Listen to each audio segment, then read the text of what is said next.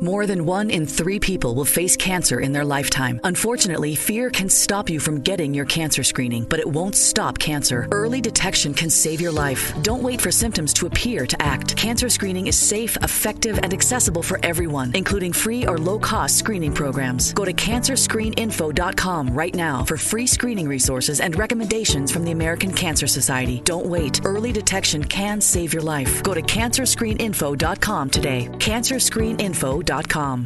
For the ones going above and beyond. For the ones reaching out, helping out, and lending a hand. For the ones people count on. You can count on Grainger. Grainger offers supplies and solutions for every industry. Backed by 24/7 customer support and specialists to help with hard-to-find products. Because you've got everyone's back. We've got yours. Call, click Grainger.com, or just stop by. Grainger. For the ones who get it done. This is Jordan Grace, and you're listening to the Social Suplex Podcast Network. BWB, this is One Nation Radio. You better get it right. Rich Latta, James Boyd came to give them life. The Blackest Wrestling Podcast has come to kick all ass and drop it 6 feet if they kicking trash. Word, let me welcome y'all to something different. And if you dig it, man, you should let some friends listen. We be getting it in, this on the regular, dude. Ravish and flow, but this shit rude. See, James don't rap, so I had to break it down. The whole network, man, we coming for the crown. Raps in the columns, I keep them both covered. Making the beats too, so the listeners can bump it. Hit us with the rating, yeah, I'm saying it's a 5. Before you hit it, talk, bob your head side to side. It's One Nation Radio, and this is the beginning. It's Rich, and I'm here with James. It's time to listen to One Nation. We got to unleash the power of the pyramid. This is Mike Sempervive from WrestlingObserver.com. Check me out on Wrestling Observer Live every day. And also check out your boys, Rich and James, on One Nation Radio. This is Kenny Omega. We're listening to One Nation Radio. Check it out, guys. These guys know what's up. Big Kenny Omega fans, and that's all that counts to me. Goodbye and good night.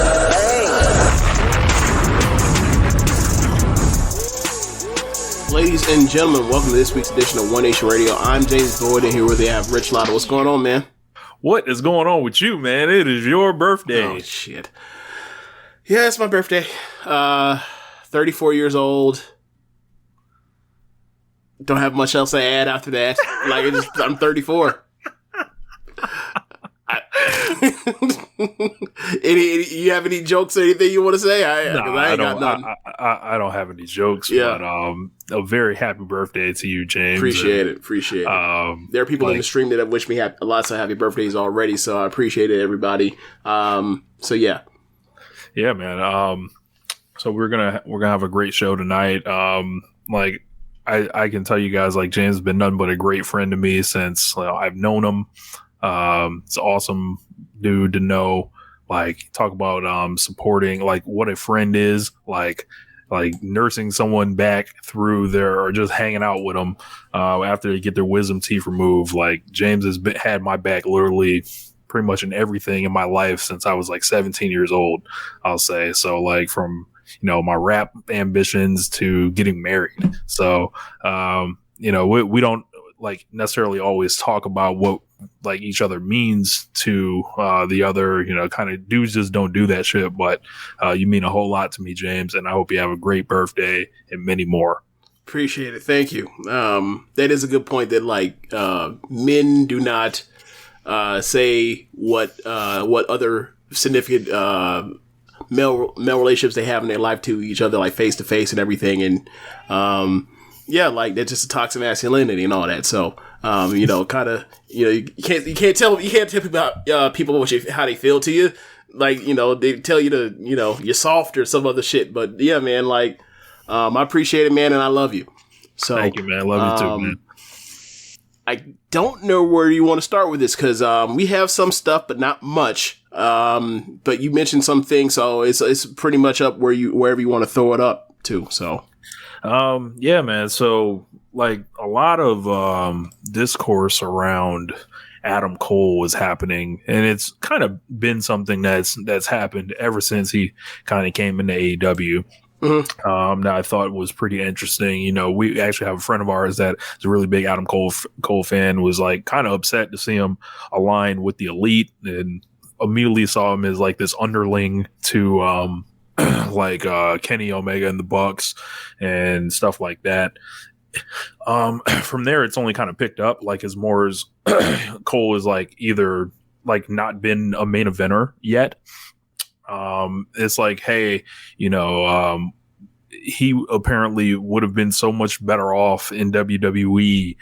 This is a lot of, you know, I would say stuff that has picked up in certain circles that has gotten so loud. It's came over to like where we kind of have to like put that fire out essentially. And then Tony Khan today was on Twitter putting that fire out as well. I thought it was pretty funny.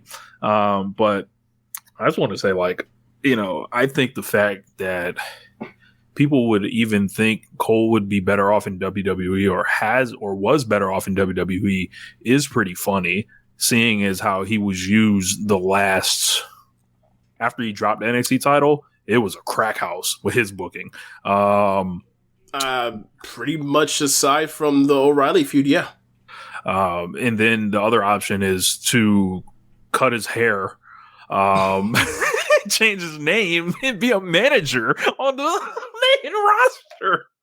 Like, I don't know where this comes from. Like, people are upset he's doing the goofy stuff with the Elite. He's doing the comedy. He's dressing up in Halloween matches and all this other stuff. I'm like, I don't know about y'all, but like, I never looked at Adam Cole as this super serious, like, you know, like the super serious being. Like, everything, like any promo I ever heard from him was like there was a tinge of seriousness, but he was like a serious dork. Like, the seriousness was that he had little man syndrome. He was always angry. Right. Like, you think about, for me, I think about like his sense of humor is like a lot of times when Undisputed Era will get like I don't know. They would get made an ass of, it would be because they'd be super serious. Someone would like make light of them, how serious they are at the time, how, you know, and they're kind of like, y'all are acting ridiculous. Like, I remember there was, during that terrible Death Velveteen Dream feud, like Velveteen's outside in the parking lot and somehow managed to be unscathed by facing those four. But, we called them all little men, and they all blew their stacks and they called little men. Like, that's kind of his sense of humor is that. It's just, you know, it was in WWE as opposed to on BTE, and he's now in BTE. And I mean, aside from the Ghostbusters thing, I really don't see what people mean when they say that he's being he's not being used. He's being underutilized. He's like, you know, maybe here's the thing, maybe so, but there's so much talent on the roster that you can literally say that for about a dozen guys right now, or a dozen acts you can say that about. Like, so I mean, sure, but I think people need to come to the realization that being underutilized isn't the problem, right? Like, when he gets his time, it'll feel like a luxury, right? It'll feel like having, if Kyrie Irving was on the Nets right now, he would feel like how we thought it would be, where it's like the bread and butter of this team is going to be James Harden as the point guard, Durant being the unstoppable scorer he's always been, plus like whenever Kyrie can take advantage of matchups and go supernova, he's the thing that puts it over the top. It's like having Durant and Steph and then having Klay Thompson in the fucking corner. Like that is the type of thing. The problem with a lot of promotions that have a lot of talent, whether it be what we saw from New Japan from 2015 until Kenny Omega left, right? What we see in Stardom in a lot of these places, like, there's so many really good people and the promotion's on fire, and you might like someone and you might think they should be pushed at a certain spot. And maybe they should. The problem is these people, the people that they're going with on top right now at that given time, are doing well at the positions they've been given, and they're also doing very good work. So it's hard to throw people out the way. So, especially when you switch promotions and you come in like let's keep it a stack. At the same time, when Daniel Bryan and CM Punk come in.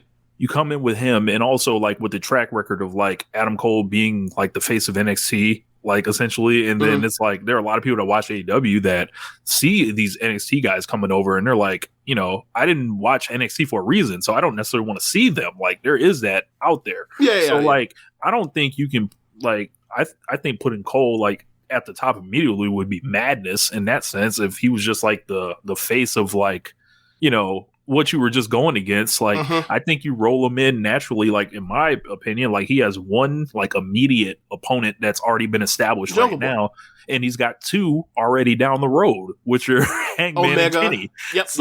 So like I feel like they've done nothing but drop breadcrumbs that I feel like you would have to be literally covering your eyes with your hands not to see them at this point. Right. And yeah, that just goes with my point when I was saying like the peak New Japan and where Stardom is right now, where people will complain about, like the artificial, like governor and restrictor plate they have on Starlight Kid and Azumi, because like these are two of the best wrestlers in the world. But because one's 19, the other one's 20, they're not at the top of the promotion because like there is a top 5 and only one of them is under 25. And given Joshi, you kind of got to use Tam Nakano while she's 33, turning 34 in a few months. Mayu, who is seemingly out the door within the next 2 years. Julia with a neck issue, who's 27. And Shuri, who's 32. Like, those are the top stars. Those are the best wrestlers. Those are the best acts. Let them get their run. Starlight Kid, Azumi, Momo, Micah, Shuri, Kamatani, blah blah blah blah blah. They'll have their day. Those are the next, that golden generation for like what they talk about, like plus Momo, Kid, and Azumi, like they'll get their day if they stick around. Hazuki as well. You want to throw that, so it's like it will be fine. And I think a lot of people aren't used to this or whatever. Like so much that talent. They're used to WWE where there's like, hey, there's one guy on top, right? When you really like in a shoot sense, right? There's one guy on top, but they've got 2 world champions or whatever, world champions. Right. So it feels like people are being elevated in a sense when they're really not. So I think it's more of the everyone should get a turn kind of situation. Like we've come on this show a lot and said that it is a competitive business. I feel like Adam Cole is a star. I feel like his ceiling is being the AEW World Champion. Like, I don't know if it'll happen, but if it does, cool. Like, we know he can hold down that position with great matches. So, like, and great promos and great feuds and great television. Yeah. And I think people, like, should, I hate to say it, it's like enjoy the ride for it, because, like, the most like my favorite wrestler was the champion for like 11 months. Like I liked it and all that, but it wasn't necessarily just like the most fun thing in the world. It's like, oh, okay, he's on top, like, and like I felt like I knew when the reign was starting and ending, and then like some of the drama's not there, and it's like whatever. Like I kind of have more fun sometimes when my favorite guys are not the champion, because like it's like, all right, like they can kind of do a lot more. There's not as much like politics around the belt and things of that nature. I think what people should look for is, because I don't feel like Cole is like he's not cemented, right? Like is like, hey, like an above the belt person. Like I don't think he's there yet, right? But I think that's what people should look for rather than looking at the belts, because mind you, like belts aren't real, like status is. So like I think what's going on with Big E should tell you like a big, like, should tip you off kind of with that, and looking at how they did him at Survivor Series, and having to basically win against Austin Theory with like distraction interference and stuff like that. It's like there are ways to make people look elevated and ways that they're geeks. Adam Cole never loses. He's with the top unit in the company. He is, if he does have to lose, Bobby Fish is the one doing the losing. While Cole gets the fuck out of there. His opinion, like, just like, yeah. Like, we're not talking about someone that's not being protected. We're not talking about somebody that is going out there and being made to like do something against his will. Like it's not going down like that. So if you remember, 2019, Frankie, what up? To like 2020 something, Aleister Black, when he first got to the main roster, and he was tagging with Ricochet, and then he had never did a job for anybody for like a year or something like that. Like, that is someone that is being protected, not necessarily being pushed. Adam Cole has a faction, with the former tag team champions, his own pin eater, and he has a futures candidate chasing after him. And like multiple feuds in the air with top guys like you mentioned, that AEW World Champion Adam Page, the former AEW World Champion Kenny Omega, who preceded Page, CM Punk, and Christian.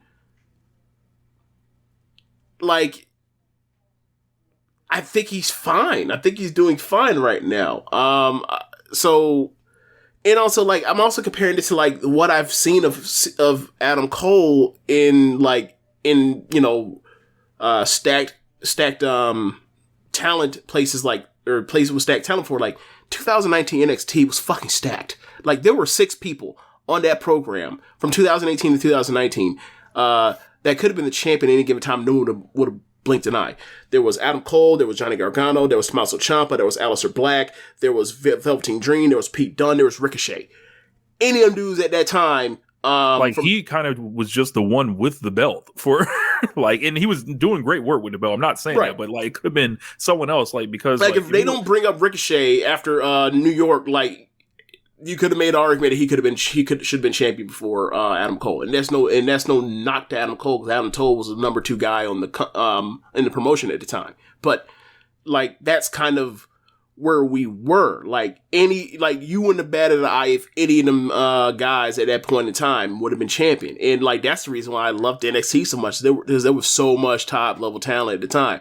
Before we found out about Velveteen, but whatever. And then they wanted to go head to head, and or they were made to go to head and go 2 hours, but whatever. I think in a really competitive stacked card in the singles division like AEW, it's okay that he's not top 5 right now. If he's in that next tier below that top 5, if he's the tier right below Kenny Omega, Jon Moxley, CM Punk, Daniel Bryan, I think that's perfectly fine. Right. For right now. Like, and obviously you put him in that next tier with like Adam Page and Darby and Hangman and potentially Eddie Kingston. MJF. I forgot MJF. MJF would be in that next tier too. Yeah, like, I think he's in that tier. I don't really, maybe it's because he's brand new here compared to those other guys that are in that second tier. I don't know, but he's fine for now. Like, eventually he will be tussling with CM Punk. Eventually he will be tussling with Christian. Eventually he will be tussling again with Jungle Boy. Eventually he'll be tussling with CM Punk. And, like, I think it'll be fine. I think people are maybe overreacting, but, like, if your comparison is from the perspective of he should have stayed in WWE, I'm sorry, I can't go there with you. That is not the way, as Pete Dunne would say. Right, and I don't even mean it as like I'm so jaded to say for sure they would screw Adam Cole up. I'm from the perspective of they fuck up a ham sandwich, cup of coffee, Yeah, just, like you ask for a ham sandwich, they'll fuck around and give you dirt. So I just I don't really, from that perspective, if maybe, you were a fan of Adam Cole and you think that he would have been the one person that would have, broke through in similar fashion, like, someone like AJ Styles broke through in 2016, or Kevin Owens broke through in 2015, The Shield broke through in 2012, Daniel Bryan broke through in, 2012, 11, maybe, but I would think if Maybe, you're a fan of Adam Cole, I wouldn't bet on it. You would have got the sign that company didn't believe. They never would have believed in him at that level. Like, he was in NXT forever. They never once thought to call him up like for an extended amount of time. Not only did they not call him up, they did not call him up after he showed out on the main roster that November 2019. Yep. And also, like, they have people from the company that work there in creative saying if he was carrying Cross's size, he'd already be the Universal Champion. You should have already given up hope there. So this isn't something saying, yeah, WWE would have figured it out. No, they didn't. Bruce in the comments said it'll be the same conversation in about a year when Gargano comes into AEW. Sounds like a real competitive division. It just sounds like a real competitive division. And like, you know, when we heard those, we heard that talk from Brian Cage a few months ago about how he was kind of, you know, having issues with how he's being presented or pushed or utilized, whatever else. Is like, that's what happens when you have a lot of talent. It is what it is. Like, I like Brian Cage. I wish he could be used more, but do you want to come in and job to Daniel, or I'm going to say Daniel Bryan. Do you want to come in and job to Bryan Danielson and CM Punk right now? Or do you want to just be off TV and getting checked? I'm sure you want to rip it up with them dudes, and maybe you wouldn't want to do that. But like, would that be beneficial for you in AEW if you just did job after job after job, like as if you're being punished? Right. So it kind of is where it is, and there's a lot of talent that's gonna fall through the cracks. That's what happens when you have a loaded division. That's what happens with WWE every single fucking week, and like, we're just kind of numb to that. But it's one thing when like the TV and the matches aren't good. I kind of don't care about the utilization of people in this micro, you know, like talking about people's booking from week to week and all that kind of stuff in a micro sense, when like the shows are very good to great almost every single week consistently. Like that, like I don't tolerate low that. Stakes. Right. I don't tolerate that, or not tolerate, because I don't want to sound like as if like you got to listen to me, but like, I don't really have much patience for listening to people talk about that sort of stuff when like what I'm watching consistently is enjoyable, really good, satisfactory, or better almost all the time. Like, I don't have that problem. I didn't have that problem with NXT back in the day. Didn't have that problem with New Japan back in the day. Didn't have that problem with don't have that problem with Stardom right now. Don't have that problem with AEW. I just don't like. Yeah, I could sit there and complain, or I could talk about like the really good wrestling I just fucking watched for like an hour or 2 hour show. And I mean, there's room to criticize or whatever else, but like it's really like it's small. It's really small. It's not a big deal. And I think all things considered, like I can't really say someone slotted like where they shouldn't be, or like if anything, there are some people that are overqualified for what they're doing, but there's no one that they're trying to push up to make it make sense, like somewhere. So like, and I think that's where promotions get in trouble a lot of time. Like, oh yeah, this is a top star, and it was like, no, it is not. Jane Cross, evil. Yeah. Okay, sure, bud. Baron Corbin, stuff like that. Yeah, yeah. Like those are the problems. Like, we're going to start a faction with Drew McIntyre, Bobby Lashley, and the person that we want to make the front man of this is Baron Corbin. You fucking Nimrod. What were you thinking? You thought, really? Baron Corbin over Bobby Lashley and Drew McIntyre? And we all said that shit back in 2018. Like, that's fucking stupid. And now, 3 years later, lo and behold, comedy gimmick, former world champion. This shit ain't that hard to see. It's not. And speaking of that, like we came across a old retro show.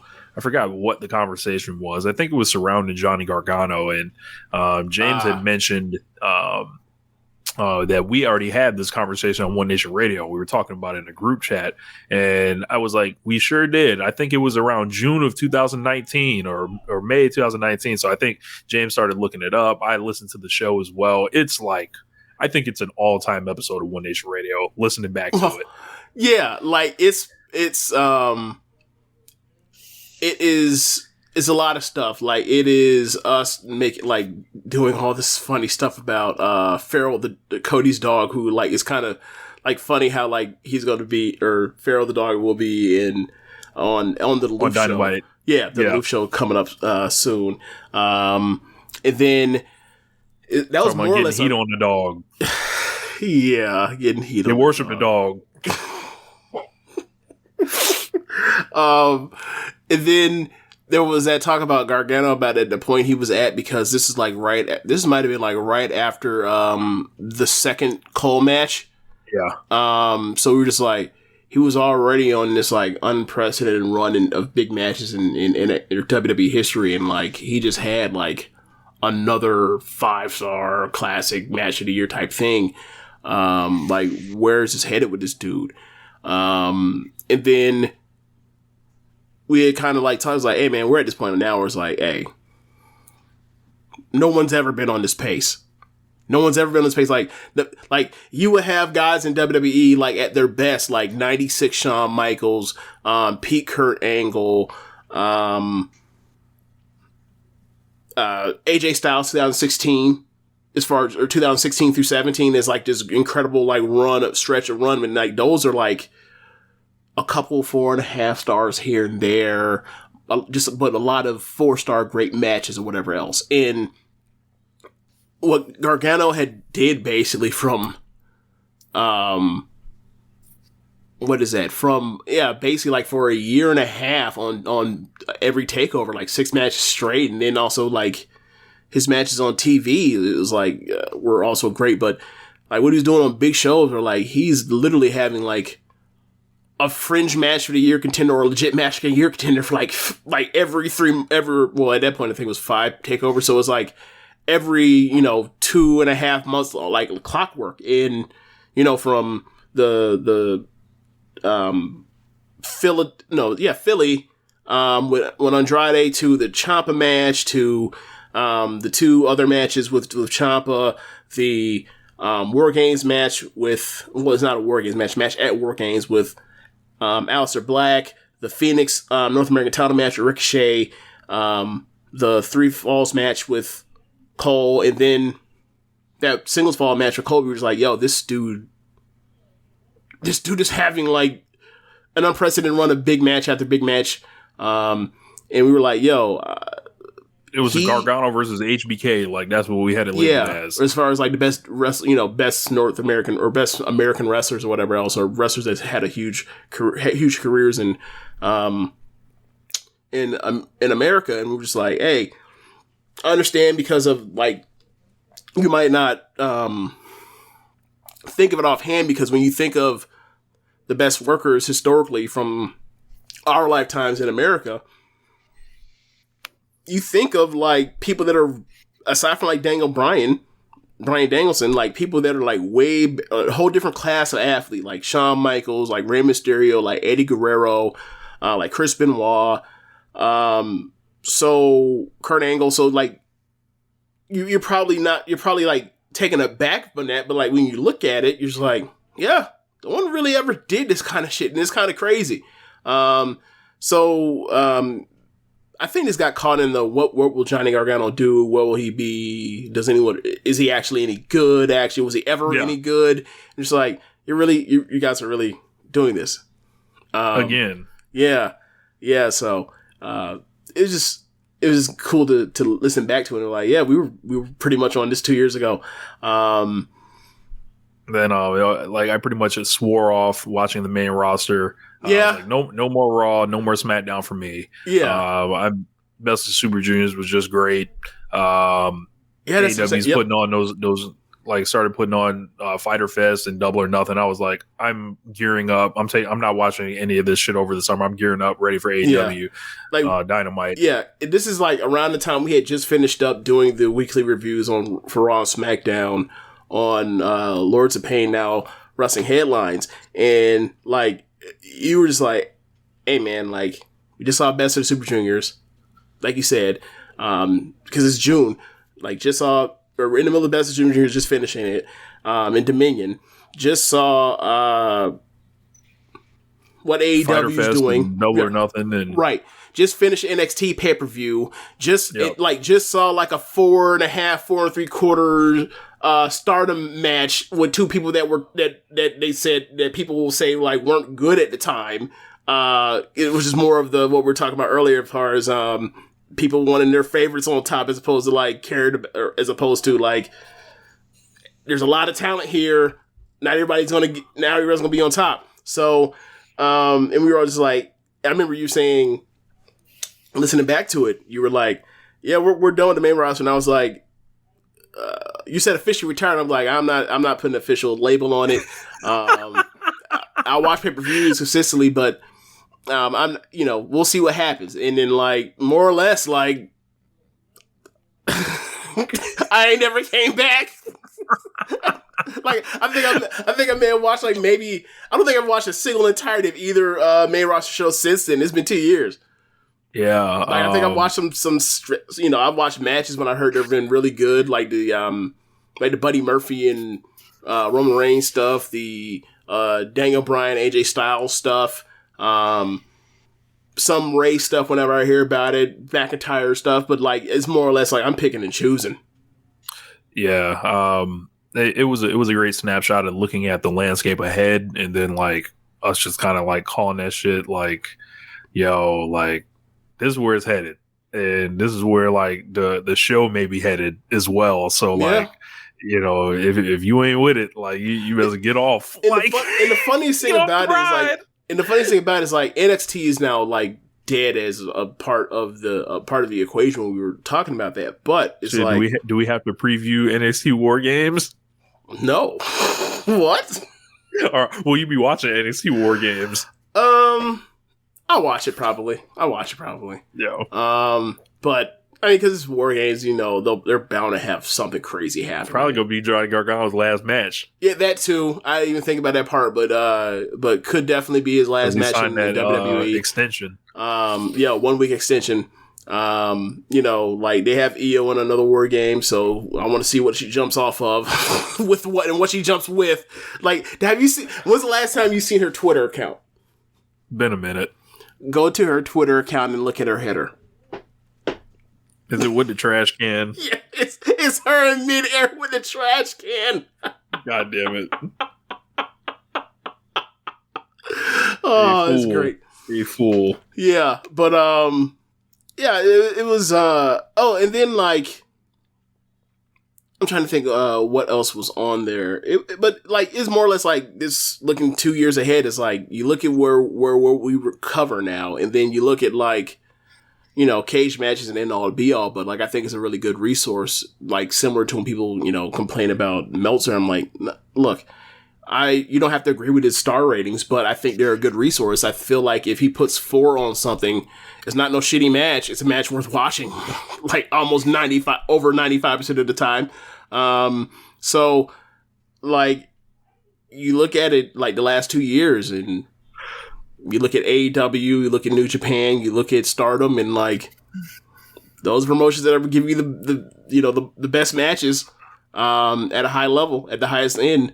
So I never would have thought that, 2 years ago that Stardom would have turned into this, to being like, I thought they were a very good match factory, but like turned into like this year. Like there are many matches that like 2 years ago would have been definitely nominated for 2019 Stardom or match of the year that like they ain't got a shot. Mm-hmm. Like Utami versus Suzuki from early November. I don't think that has a shot. There's some like Shuri versus Tam from the Grand Prix ain't got a shot. Like the bar used to be like, if you're 4.5, you're almost a lot to get in. There'll be plenty of 4.5 that's going to have to sit the fuck down, and I'm gonna have to sort through them and try and figure it out. I think a lot of that was in Stardom's case, like with the explosion, is like the Bushiroad stuff, like getting absorbed into that, the new money coming in, the big money coming in, the influx of talent replacing like great talent, like Like, you talk about, like, the subtractions of, like, Arisa Hoshiki, B. Priestley is gone, Hana Kimura's gone, Kagetsu, Jungle. Like, all that's been, like, turned over almost by, like, Donna Del Mondo and a couple other people. Like, like, just getting elevated. Like, it's like Starlight Kid and Izumi and stuff like that. Yeah, and also is, like, this is a thing that people that we never took really account of, but... One, the pay-per-views give them more showcase to have more good matches. And two, like, when we were watching, like, the average and median age of the roster was, like, 23. Now it's 25. Like, so they're all physically coming into their own a little bit more. Yeah, plus that weight program stuff was, once the Bushiroad money came through, and Julia came through, it was like, they're all taking care of their bodies. They're all in better physical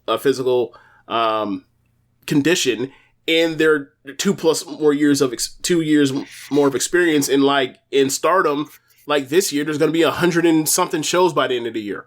This year alone, and last year they were on that pace until COVID shut them down 2 different times. So they're getting the match time to go get better. Yeah, man. So make sure you guys check that show out. I think it's June 15th, 2019. We also did this it's probably after that. It's probably the 17th because that Tam Arisa match was the 16th. So James, like, that's like he relays out the whole Tam Nakano thing. I was calling her Arisa on that show because I didn't quite know the pronunciation. What else? The hilarious Pharaoh the dog segment. I can't do it justice trying to recap it. You guys just had to listen to it. That was chopped for our best of One Nation Radio in 2019, but all-time classic. I believe that was when OJ Simpson first opened the Twitter account. Yes, that too. You opened the show by just throw a wet fish in my lap. Like, there are 2,000 people in this world. So, this week on AEW still ain't Dynamite, found the killers. Yeah, he's still looking. So, or I think he may have put it on pause, but I don't know if he's actively, searching still. But yeah, man, CM Punk and MJF, they did a promo segment in Chicago, day before Thanksgiving. I didn't catch this whole show, but I did see this. Yeah, so like, what'd you think about this whole thing, man? I was on Imp's post-show review, or not post-show review, but our next day review, and I told him straight up, like, I thought it is very likely the greatest talking segment in AEW history. Just the fact that most of the promos in AEW, even the best ones, do not go 20 or 21, 19 minutes, something like that.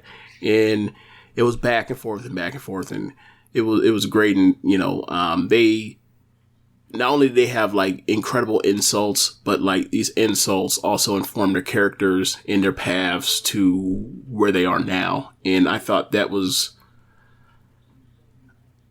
it works in a way to where like it's very good, because for me, where like I don't need necessarily everybody to say what they feel, even though that is appreciated. Like, I feel like sometimes your weaknesses also help explain who you are. And like when Sam, or I think we're probably going to go through. You're going to go through it, or yeah? Okay, let's go through it then.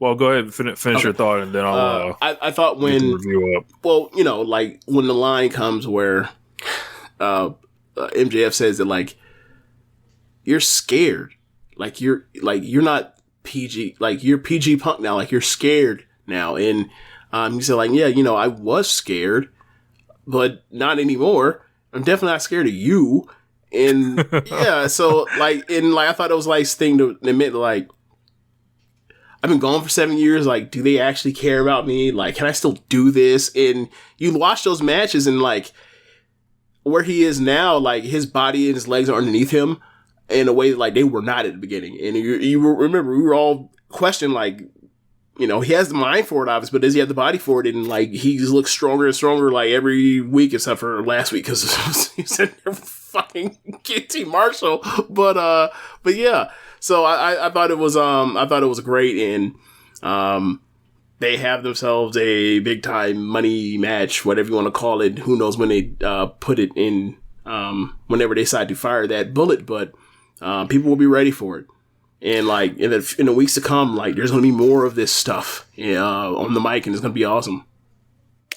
Yeah, man, it was like just watching it. It was like seeing two masters of the craft really go at it and thinking on their feet, and also like just demonstrating just like ultimate control, I think, over one's character. CM Punk looked like he was looking inward and trying to insult MJF through like almost noble ways in a sense. While MJF like kind of gets the carte blanche to go wherever he wants with it. I didn't necessarily like the Miz thing or whatever.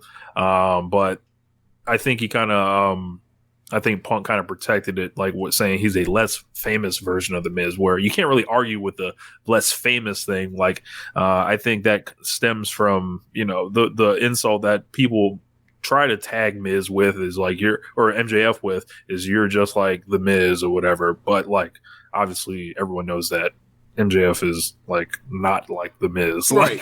and if you go through that line, it's like, why do you say that? Because he's wearing a suit. It's like, okay, so you're saying the MJF is like the Miz, who is like Jericho, who basically took that from Nick Bockwinkel. It's almost as if wrestling recycles itself. Like that's not really an insult to really, you know, it's not. It's just something to say, but it's not like the criticism isn't necessarily that valid. Yeah. As far as saying, or at least as far as saying like that means because like this person took something from somebody, that means that like they are not that good or they are not awesome in, you know, putting their own spin on it. Like, nah, that's not how it works. So at least like, in this case. MJF said that Punk hurt his feelings. It's almost as bad as the time Punk went home like a little bitch. MJF said the pipe bomb was Punk's best moment, but every MJF moment is the best MJF moment. Lots of moment talk. He said, unlike Punk, he's getting ready for WWE. Yeah, unlike Punk, he's not a one-trick pony. He said CM Punk looks like a meth addict. I thought that was pretty funny for being straight edge. MJF brought up all the times that Punk gave all the future opponents he wanted to face in those interviews, which was by design. Like, people who had been talking about this. And Punk has always been a big fish, but next to MJF, he's a minnow. He would end CM Punk quicker than his UFC career. He said you can drop all the pipe bombs you want. He drops nukes. CM Punk got on the mic and said he's disappointed in MJF. All this time he thought MJF stood for my jealous fan. I thought that was a good line. Punk never brought up his name by design because he didn't want to stoke MJF's ego. Probably because there's a CM Punk poster on the wall, Punk making reference kind of to that Mark picture MJF took with him. Mark picture, that's funny. He said he shut up the great MJF without saying a word. MJF, you know, he said, you hit me with the low-hanging fruit. And he said, come on, man, he's just a less famous Miz. And then MJF says, chill, man, you're nostalgia. Bunch of Miz chants. Punk notes that, you know, or he says Punk is nothing more than nostalgia. Since he returned, he's been struggling to beat the lowest competition. Says that CM Punk's breath smells like shit because he's been kissing so much ass. And then he told Punk to pucker up. He said, you going soft, you going gray. I thought that was funny. You going gray, you need to go to sleep. This isn't CM Punk, this is PG Punk. You might as well be coming out here with the hustle, loyalty, and respect. I can see you. I can see through you. You stayed on your couch for 7 years. You were terrified that you couldn't hang anymore. You were busy writing comics that nobody read and making movies nobody watched. That was great. In other words, you were a cult hit, but can you really do it? MJF said he knew why Punk didn't like him. He's everything Punk hates. He was born of this. Punk is just a misfit from Chicago. Got big boobs for that. He said after all Punk's hard work, deep down Punk knows his whole career he was second best, whether it was the You Can't See Me Man or the King of Kings. Now that you're standing in MJF's ring, like, you claim to be the best in the world, but I'm better than you and you know it. A lot of this is still going. Like CM Punk said, there's some truth to what he said. And he goes into part what James was talking about. He's like, maybe I was a little scared. He didn't know if he would remember him. Like, this is the baby facery right here. If they would care, if they still had it. He's not scared anymore. And he's definitely not scared of MJF, because while he was selling out Madison Square Garden, while MJF was marking off Rosie O'Donnell, said you can make the New York Times again, because like that singing goofy shit, what you gonna sing to me, but this time it'll be for the obituaries. He said you can't do shit without your backup with Wardlow. Punk said he came back for the heart and soul of AEW, Darby Allin, and he beat Darby Allin, and he didn't need a ring to do it, and that burns MJF alive. He then tells MJF he's doing a lot of talking about the 4 pillars, but he doesn't even realize he's been replaced by Britt Baker. Not actually true, but you just can't go against a woman in public, so it works even better for MJF. Like, for that. He said, we wasted too much of these people's time. Want to know who's the man, who's number one. The only way MJF will be number one is if he waits around for a long time and marries Tony Khan's daughter. And that's the only way, you can top the ice cream bars is punching MJF in his needle dick right now. And then Punk and MJF square up. MJF's taking off the cufflinks. He's taking off the jacket. And then he promptly rolls out the ring, which is fucking hilarious. Yeah. A lot of people upset about the WWE references. I didn't care. I thought, it was established by this point that pro wrestling's history is AEW's history. Someone talking to CM Punk in this, like, if CM Punk and MJF are going at it, how does MJF do a promo and not bring up CM Punk's past? Whether it's him being in the UFC, whether it's his failures that are very publicly out there. Like, I think you're asking a lot of MJF to not do that. I mean, better yet, it is, quite frankly, outside of WWE. There's no other place where someone will have that, like, storied of career, and then people not talk about it at one certain points in time about as far as informing their characters. And quite frankly, this is someone that's a fan of this man. That too. But I was going to say, like, quite frankly, is like, this is a generation of people that think that there's only one way to do this. And because WWE wants to pretend like nothing else matters outside of their version of professional wrestling, you have to do it that way. And I too get tired at times of the jabs at WWE.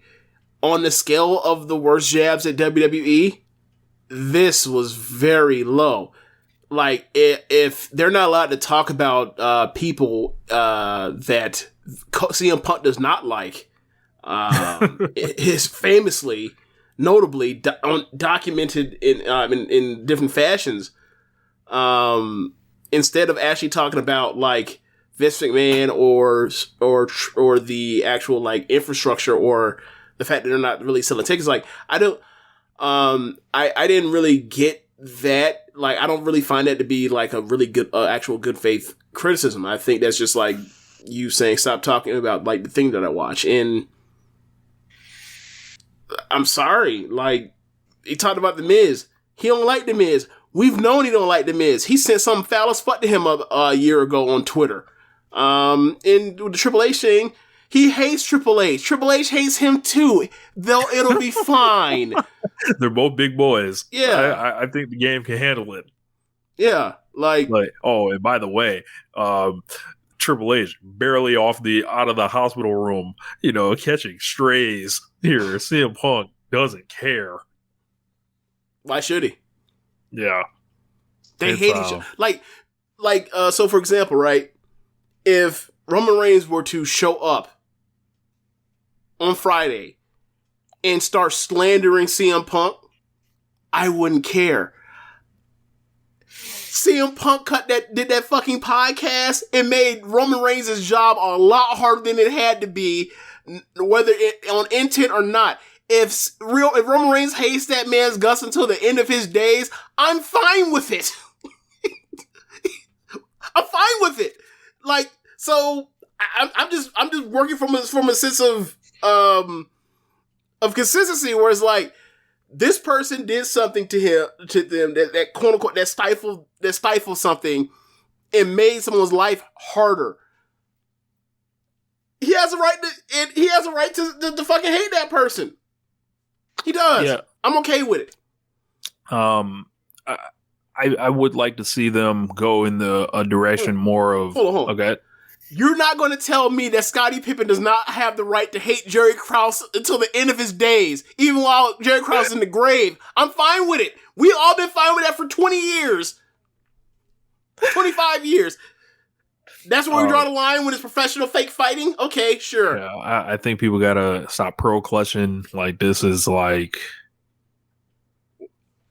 guys are like, it feels real. Like when we hear this stuff, because we know CM Punk has issues. Like it's a lot better than like what they have Liv Morgan doing right now. Like on Monday Night Raw. Like, I don't know if you guys have caught this that have been on the stream here, but they basically had her imply that it's Becky Lynch's fault.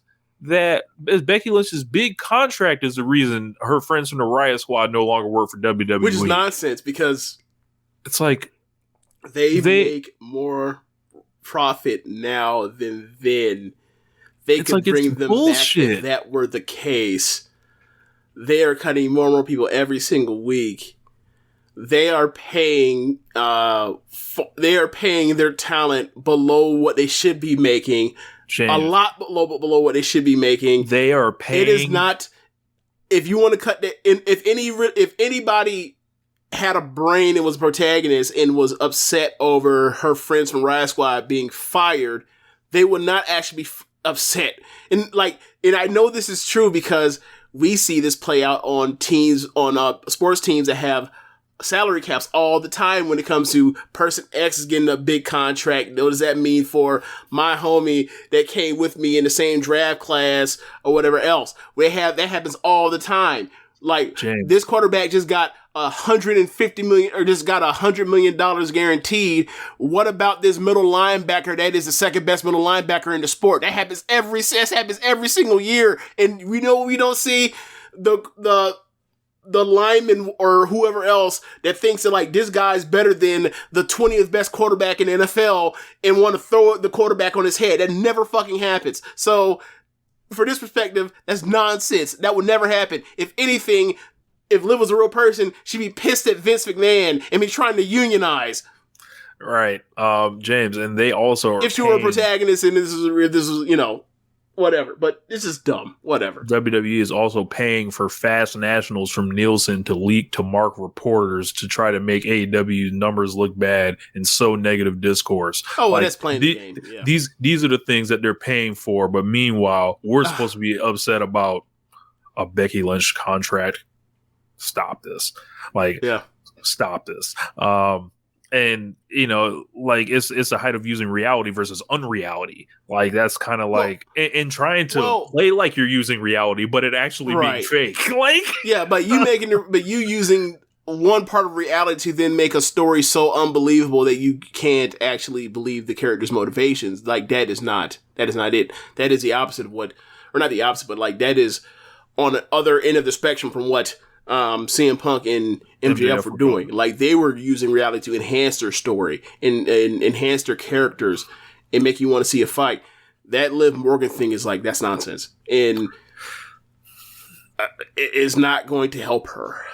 Yeah. Because most of the fans, they know why WWE fired all those people the last 2 years, and it had nothing to do with getting Becky Lynch a bigger contract. Yeah. What's going to happen when Brock comes back? Right. She's going to run Brock. Who's going to tell Brock that, the reason why we're broke, is because of you. Right. How come no one has tried to like murder Edge over getting the 3 a year out of nowhere? He just showed back up to get $3 million a year. Yes. Well, yeah, like that's yeah, like as far as like MJF and Punk, I do want to see him go at it again and kind of like reel me into because I thought it was a great, like it was like a rap battle damn near, but like I was like reel me into wanting to see the match. And you don't want to see the match after that? I mean, I do want to see the match, obviously, but I was like, I want to know. I feel like I want to know more still, like about like MJF, like MJF sits down with Jim Ross. I don't think Ross is going to be around actually, due to his skin cancer treatments, but like have him sit with Shivani and be like, yo, like we've seen pictures of you like with him, like what's changed? Like what's the deal here? Like, and you know, well, Tony, I'm evil now. Like that's I know. Yeah, I'm evil now. You know, I know there's that. And like, I'm joking. He's not gonna just say that. You can't just say that. But I'm just saying. I'm just being funny. Like, well, he's gonna be like, I'm evil. I was really intrigued when he said, "What happened to the guy I grew up on?" Like, and I was like, "Whoa!" Like I think that's like a big insult when somebody says something like that. Like, what happened to the guy I grew up on? And then Punk's got to answer that and be like, I'm not that fucking guy anymore. Like, I'm like, I didn't ask to be your hero. Like, whatever. Like, I think that would be like, that would really get, you know, whatever. But, what else was on Dynamite that was pretty good? I think there was a very long CM Punk QT Marshall match. I did not catch this. I don't know about long. I think people think it's long because it went through a commercial, but it wasn't that long. It wasn't like it went 15 minutes or anything like that, but it did go through a commercial. But you know, match wasn't good, and then the crowd woke up once Punk closed it out with his comeback and won at the end. There was a promo from Christian Cage, and comparatively speaking, like pretty much like 10 minutes after watching, you know, one of the greatest promos of all time. Like, his promo just seemed, like, unnecessary and just, like, wooden.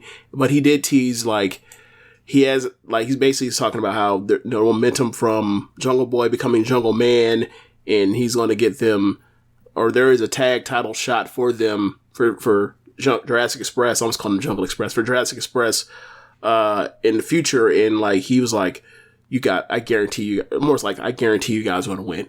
Because I'm in your corner. It's more like, is he teasing that he's going to cheat for these guys? Or are they going to have to get away from them? Does this like lead to like Christian turn heel? Like, stay tuned for the next episode of Dragon Ball Z. Christian's not to be trusted. Let me tell you right now. So Kingston was backstage eating like some type of dessert, and he's sitting at a chair, and he's talking to a camera, and he's like giving a shout out to Moxley and telling him to more or less keep his head up, and then 2.0 interrupt him, and he's trying to laugh them off. And after what happened the week before, they kind of realized, like, we don't really want no smoke with this dude. So they're trying to, like, appeal to him by saying, like, yeah, man, we read your Players Tribune piece and, you know, your journey, and we think it's great. And then, like, they're trying to slip out the back door because they don't want none.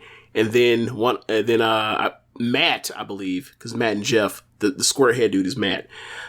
Matt, like, slips up, says some line about, like, you know, says something about Moxley, and he was like, he was laughing him off at first. Once he mentioned Moxley, Eddie snaps like, wait, what? Whose name did you say? You talking about who? And then, like, they started fighting, and then they had to jump him because, like, the bear was getting too angry. The bear stood up, so they had to deal with that. So, they had basically had a pull apart brawl with Garcia, like, you know, handling most of the heavy stuff that actually hurt Kingston, but they ended up getting broken up backstage. Gun Club versus Bear Country, don't care, doesn't matter. Gun Club won, but Sting came out, and Sting came out, and he just came to the top of the ramp, and he sat there. So one of those Gun brothers, like, with the charge at Sting. It was awesome. And Sting didn't fucking move, and Sting just sitting there looking, and he's like, he's just sitting there smiling, and then all of a sudden from out of the baby face tunnel, like a bat out of hell, shot out of a cannon, Darby fucking, like, leaves his feet and like turns himself into a human torpedo and takes whichever unfortunate Gun Brothers head off in one foul swoop and just fatality, flawless victory, all that. And that was more or less the end of it for that little segment.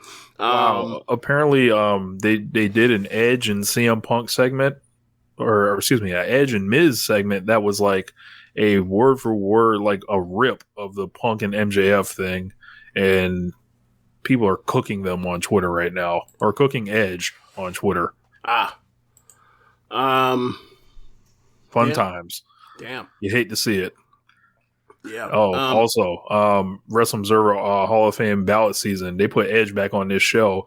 Also, like with them tickets, like we're gonna get them ratings tomorrow, and it's gonna be like, man, all this right in, the wrong time for that voting to go out. So you got Adam Cole and Fish backstage. They had a response and back and forth with Yuta and Orange Cassidy to set up their match on Dynamite. Team Taz contract signing with Dante. Leo is reading over his own copy of the contract, and Taz is like, how you get a copy of the contract? He's like, I don't know if he answered him or he was like, man, I Xerox this shit. It's not that hard to get a fucking copy of some papers, bro. But he's reading over Dante's contract. He's like, yo, this is a bad deal. We're not accepting these terms. And Dante, dumbass, don't say a word, don't look up from the paper, don't nothing. Just signs it, hands it over, steps over the table, takes a chip from Hook, steps over and walks away. And Leo's like, this dumbass boy. This man has signed his services over to Jerry Heller. He don't even know it. All right, good luck with you. Shout out to my man Brooklyn Ike, who insists that Matt Hardy is Jerry Heller. Boy. He's driving the free private party bandwagon. Got to get rid from Matt Jerry Heller Hardy. Well, it ain't made them better workers. Fuck. TBS tournament match. Thunder Rosa versus Jamie Hayter with. Heard this was solid. With Rebel and Britt at ringside.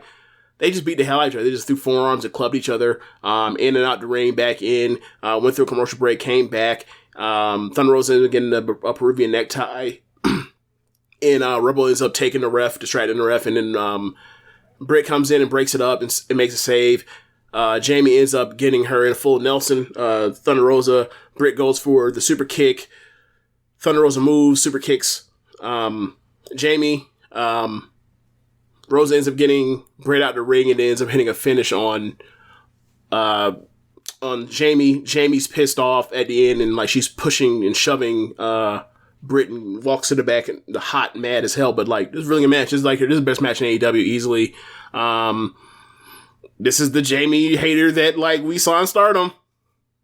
Yeah, minus a few like suplexes and throws, but like that was more or less what we saw out of her. Just she'll clothesline, lariat, and club the shit out of you.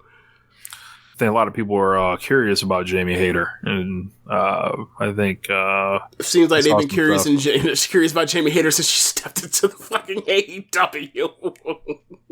Yeah. Oh man. Yeah. She's very charismatic. She's more than whatever you've seen, whether you've seen her like, raise eyebrow and smirk at the camera behind Britt or whatever else, like trying to full focus like she's a rock, in Nation Domination, but like, she's very charismatic. She is a very good promo. And eventually I think she should be made a, key piece of this women's division in the future. Like, I think she's that kind of talent to where she's someone that's like, should be of a focus. I feel like there's a core that's building, and I feel like she should be in it.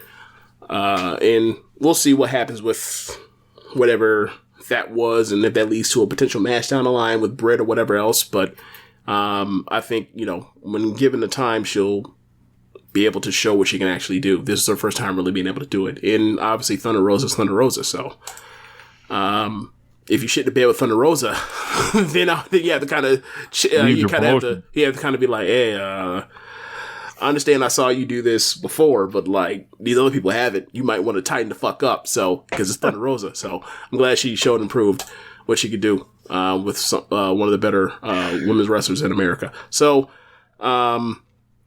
Chris Jericho's backstage getting an interview, and then all of a sudden 2.0 walks by him, and then he points out like they're treading on thin ice backstage with what happened with Kingston, and then Jericho starts insulting them, and Dan Garcia staring at the dude like, "I'll fight you. You'll beat me, but I'll fight you."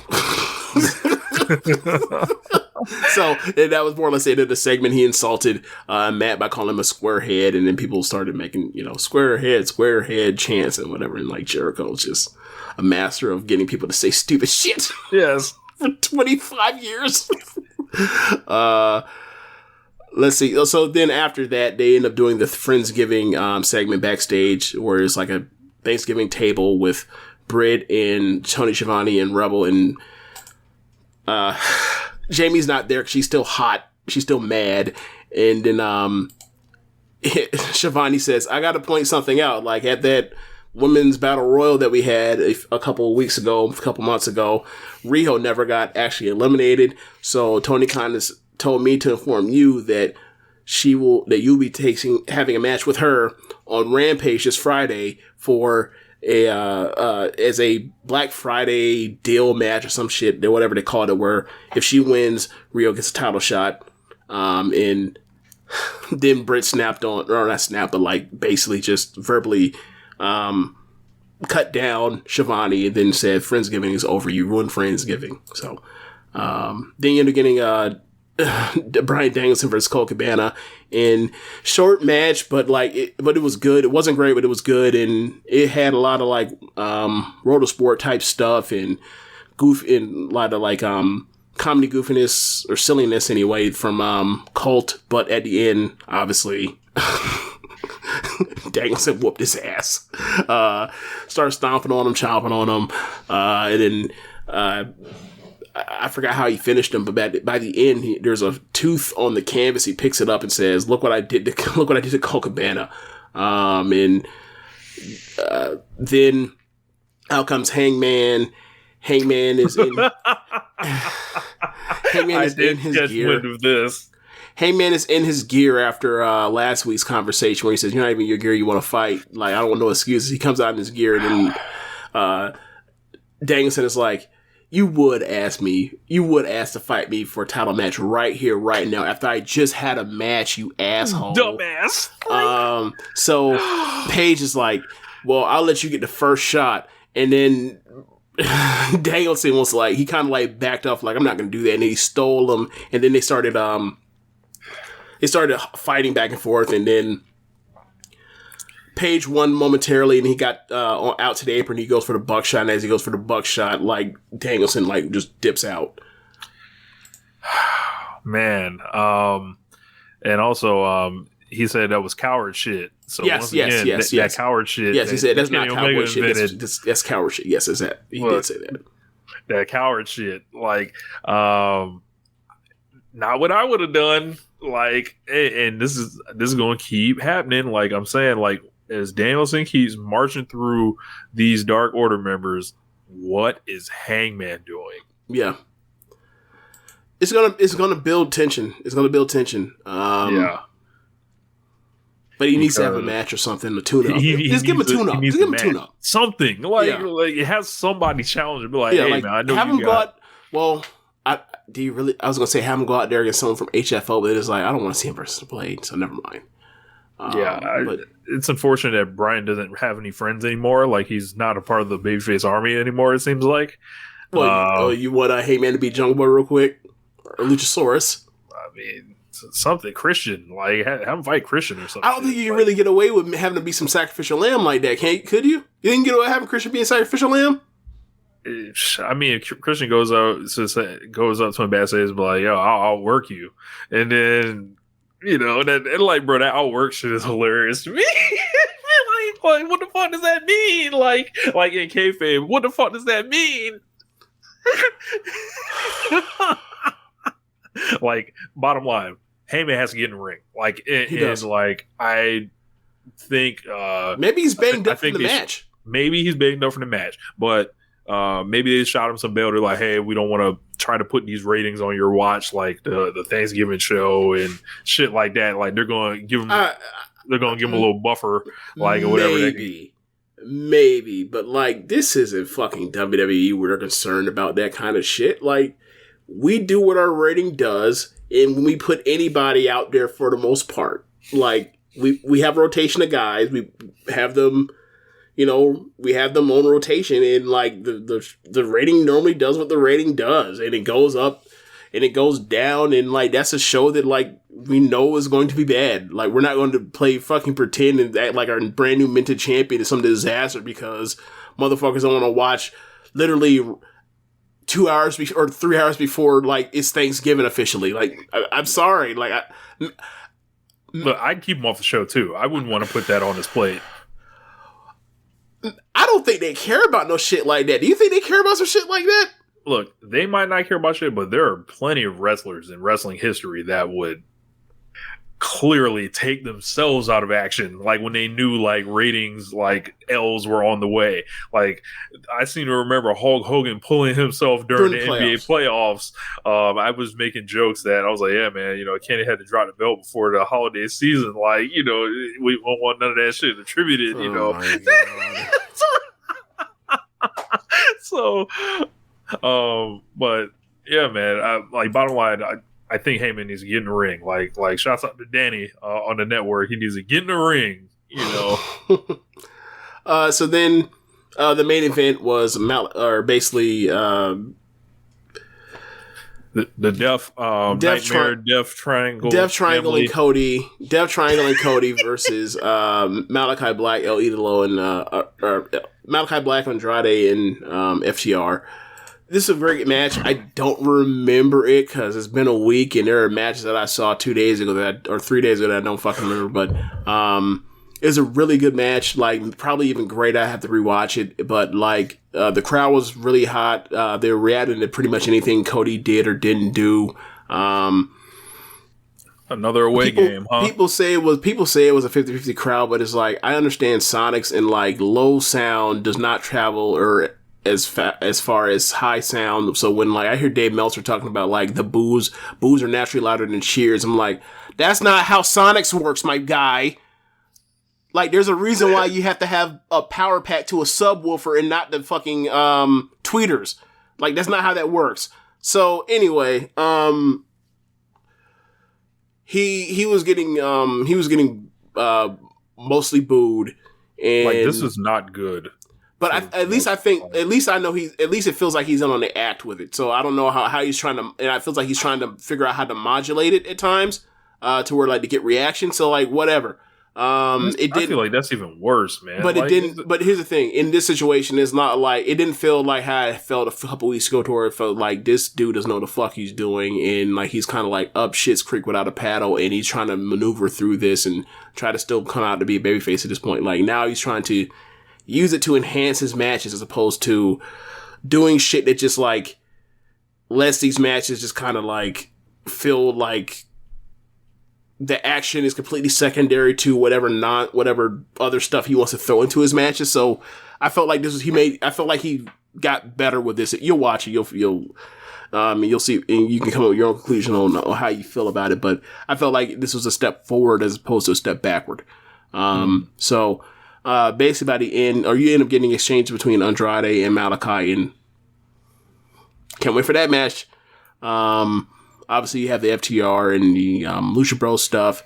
By the end, you end up getting Arn Anderson, and you get Tully in the ring, and they're going to duel with each other. But then fucking Jose gets up, and they both lay his ass out instead. So, but by the end, you end up getting Andrade hitting his Hammerlocks move on Pac and getting the win. So, like, I think they're like 4 matches against each other so far, and they both pin each other twice. So I heard some Andrade attack Cody off the air. I heard that too. Outside the ring, like they got Atlanta street fight set up for next week. Cody versus Andrade. Last time they fought each other, it was pretty good. So yeah, it was. It was. So that was Dynamite. For the ones standing guard. For the eagle-eyed. For the knights in shining armor. And for all those who support them. We are Grainger, your experienced safety partner, offering supplies and solutions for every industry, committed to helping keep your facilities safe and your people safer. Call, click Grainger.com/safety, or just stop by. Grainger, for the ones who get it done. More than 1 in 3 people will face cancer in their lifetime. Unfortunately, fear can stop you from getting your cancer screening, but it won't stop cancer. Early detection can save your life. Don't wait for symptoms to appear to act. Cancer screening is safe, effective, and accessible for everyone, including free or low-cost screening programs. Go to cancerscreeninfo.com right now for free screening resources and recommendations from the American Cancer Society. Don't wait. Early detection can save your life. Go to cancerscreeninfo.com today. Cancerscreeninfo.com. Yeah, man, I guess there's only one thing left to do, James. So for your birthday, hit the music.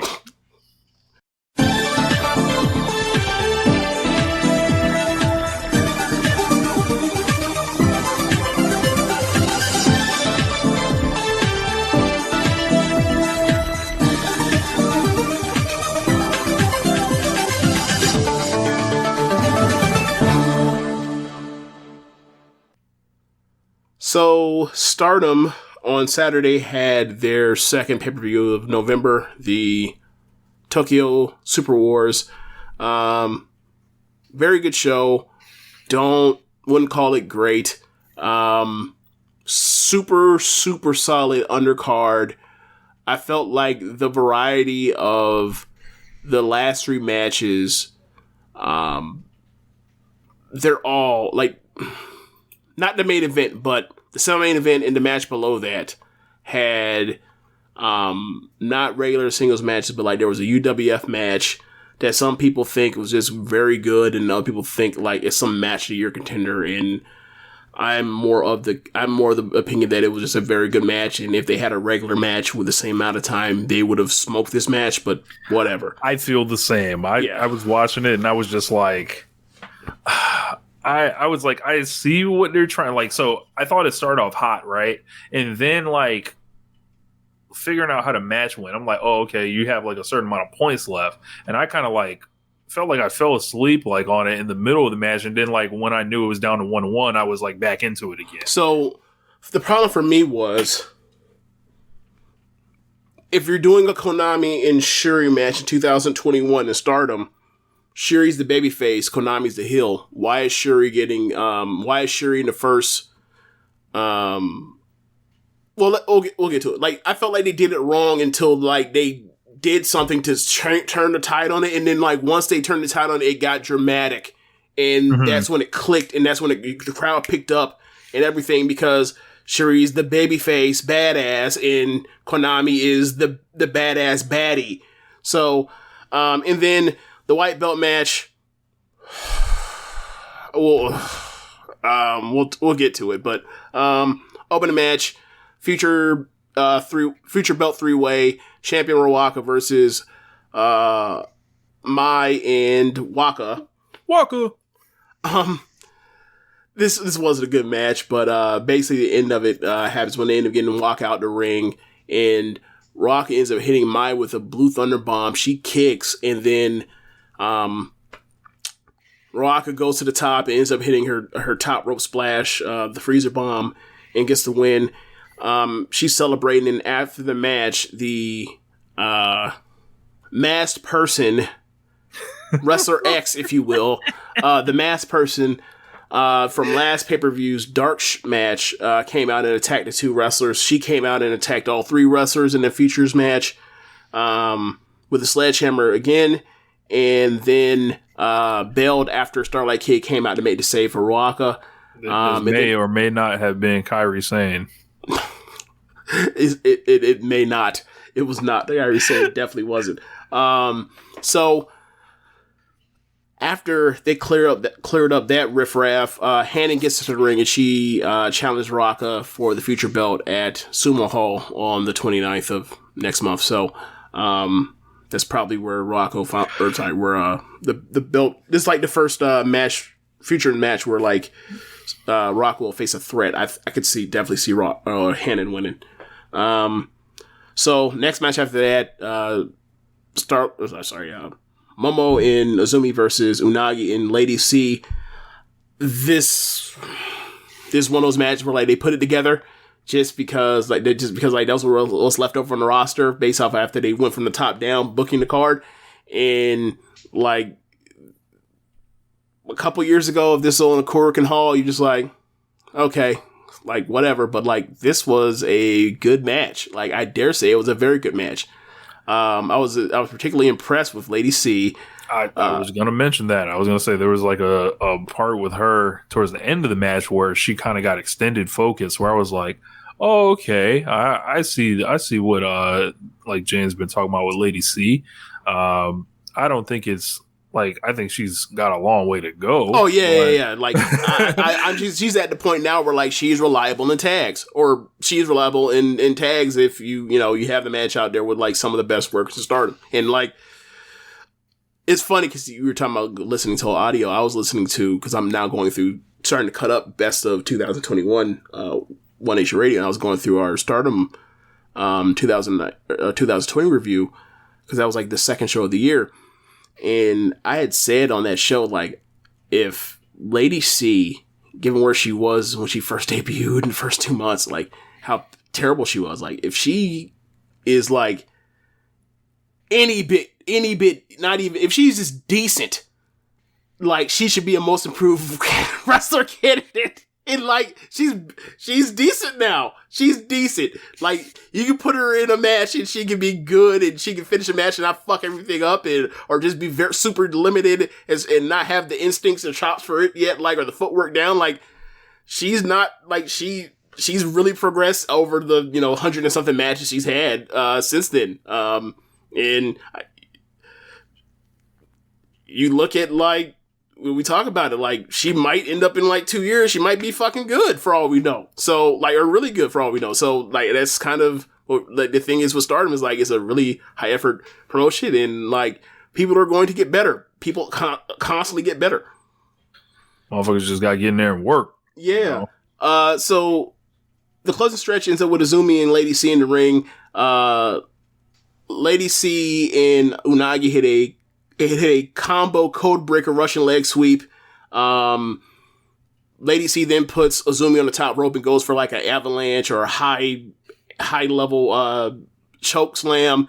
Azumi turns the choke slam in midair into a Hurricane Rana for a pin. Lady C kicks. Unagi gets in to try to break some momentum up, and she ends up getting a Dudley death drop for her troubles. And she's out the ring. She's done for the match. So then Momo and Azumi end up getting Lady C up in the corner for their combination double foot stomp, face buster, and then Azumi ends up hitting the double foot stomp for the win, off the top rope for the win. It's like a 3 1/4, 3.5 thing. I really enjoyed it for a second match on a card. Third match, Mayu, Hazuki, and Hannon versus Saki, Death, and Rina. This is I'm still getting used to Hazuki coming out to this happy music and all that. It don't quite fit. Usually, like, I'm used to Hazuki with the scowl and then like the kind of cool, mysterious music or whatever. Mm-hmm. Now it's just, I don't know. It's too pretty in here. Oh, Lord. I mean, I figured you'd appreciate the fact that she came out there and wrestled in a t-shirt. Yes, I did see that part. Like, like we always talk about like t-shirt nights or whatever else, but like, Stars has a new shirt, and like she has her version of it, and she cut it up and she's wearing it to try to get this merch out. But I mean, you've seen this match 1,000 times in Stardom in a trio setting. Like, this is like a third or fourth match on the Stardom card on a road to level show where they just like, this isn't going to go 18 minutes. This isn't going to go 20 minutes. This is going to go like 12, 10 minutes. And we're going to give you we're going to give you a quality match, but we're not trying to have, the match of the night. So they were in there and they were really good. The closing stretch ended up with Hazuki and Saki And Hazuki hits a Michinoku driver 2 for 2. Hazuki goes up for her brainbuster. Saki slips from behind and goes for her flash crucifix pin. Hazuki escapes and goes for her, Hazuki straw. But Saki rolls through to her feet and then finally gets her crucifix flash pin. And then Mayu and Hanan break it up for the save at like 2.8. Hazuki and Mayu dodge Saki's like attempt at a double bulldog, and they hit her with stereo head kicks. And then Hannah gets in the ring, so it's all 3 Stars members, and then they do like the old Freedom signature move called the Rocket, and like it is basically like opponents in the corner, and Mayu's in the opposite corner, and she comes charging in, and then like Kairi and Io would basically like catapult lift her in the air, and then she would missile drop kick the person in the corner. And like she started doing it with Kaguma and Hazuki last weekend, but she ended up doing it with Hazuki and Hanan. Anyway, so then after that, like Hazuki ends up hitting the brain buster and gets the win. And I was like, that brain buster would look devastating.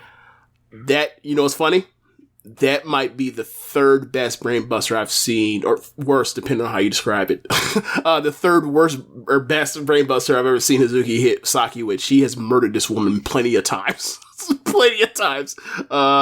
So post-match, Hazuki was like, well, you know, Mayu, on the last couple shows, you were talking about a unit tournament for 1 million yen. And like, I hate to break it to you, but like,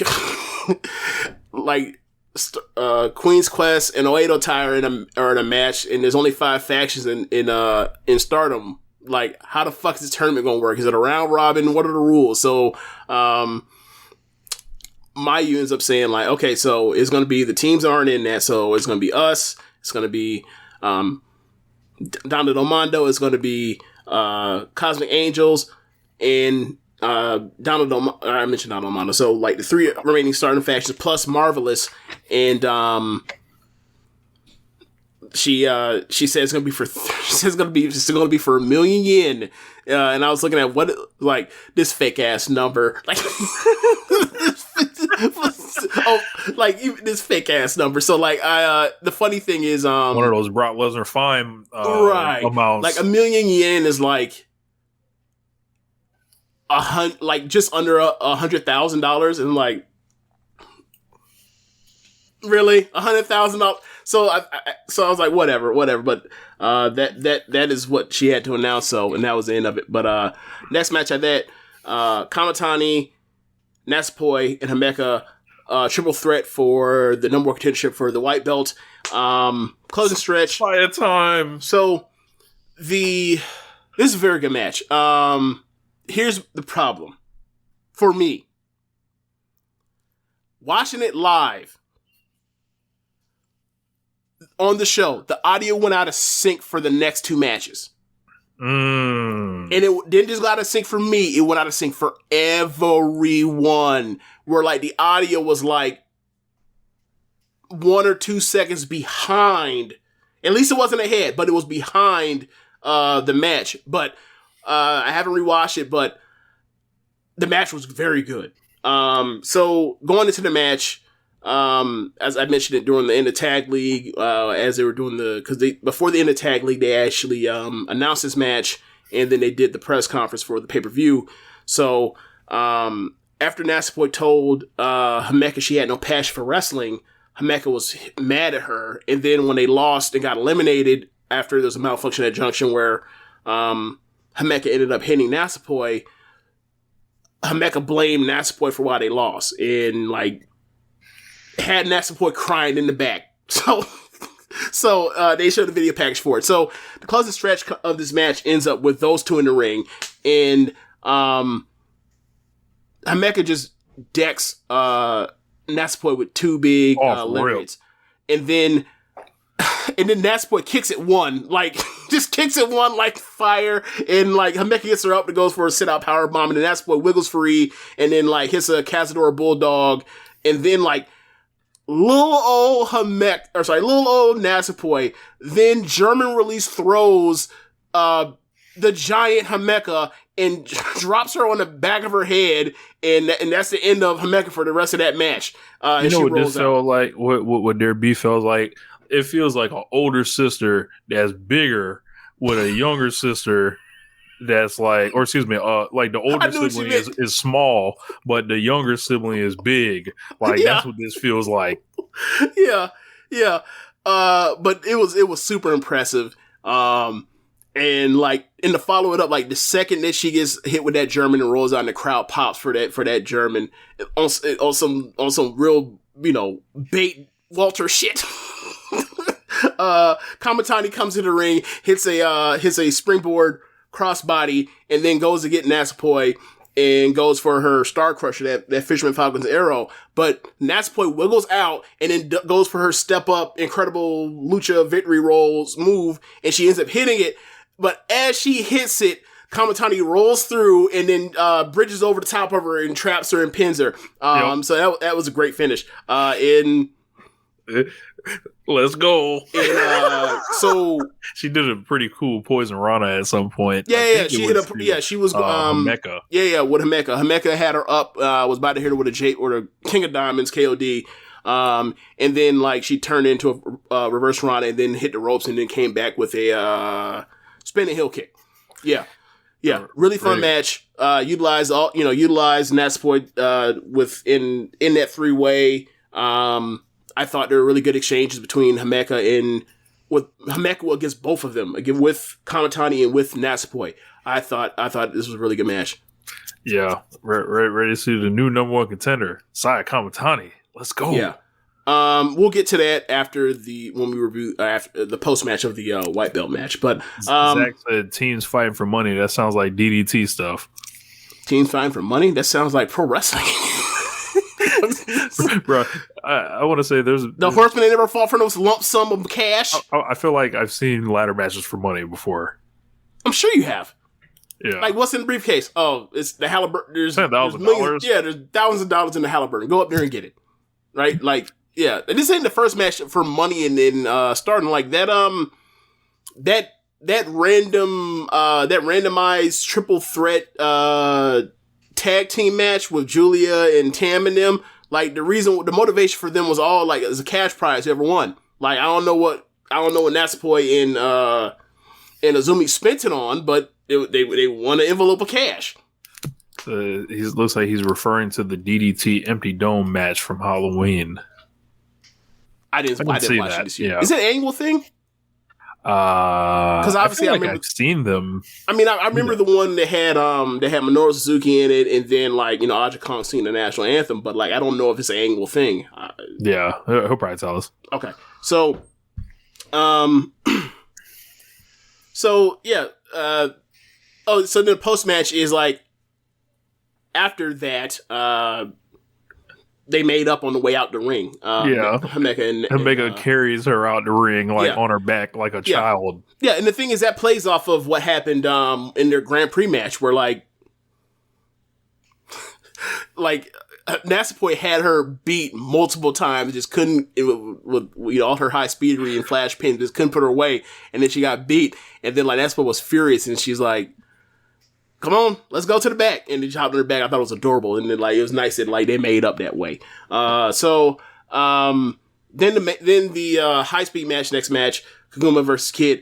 Another great high speed match. Like that first 30 seconds was getting clipped up and shared by all the giffers on Twitter. Oh, as far as running out the ring and doing like as far as a good thing or a bad thing. That's a good thing. Okay, I didn't know if people were like, look at this fake fighter. They're doing Irish whips in and out the ring or whatever else. Nah, like, okay. Star's not that popular yet. It's coming. Gotcha. Remember when they did that shit to who was it?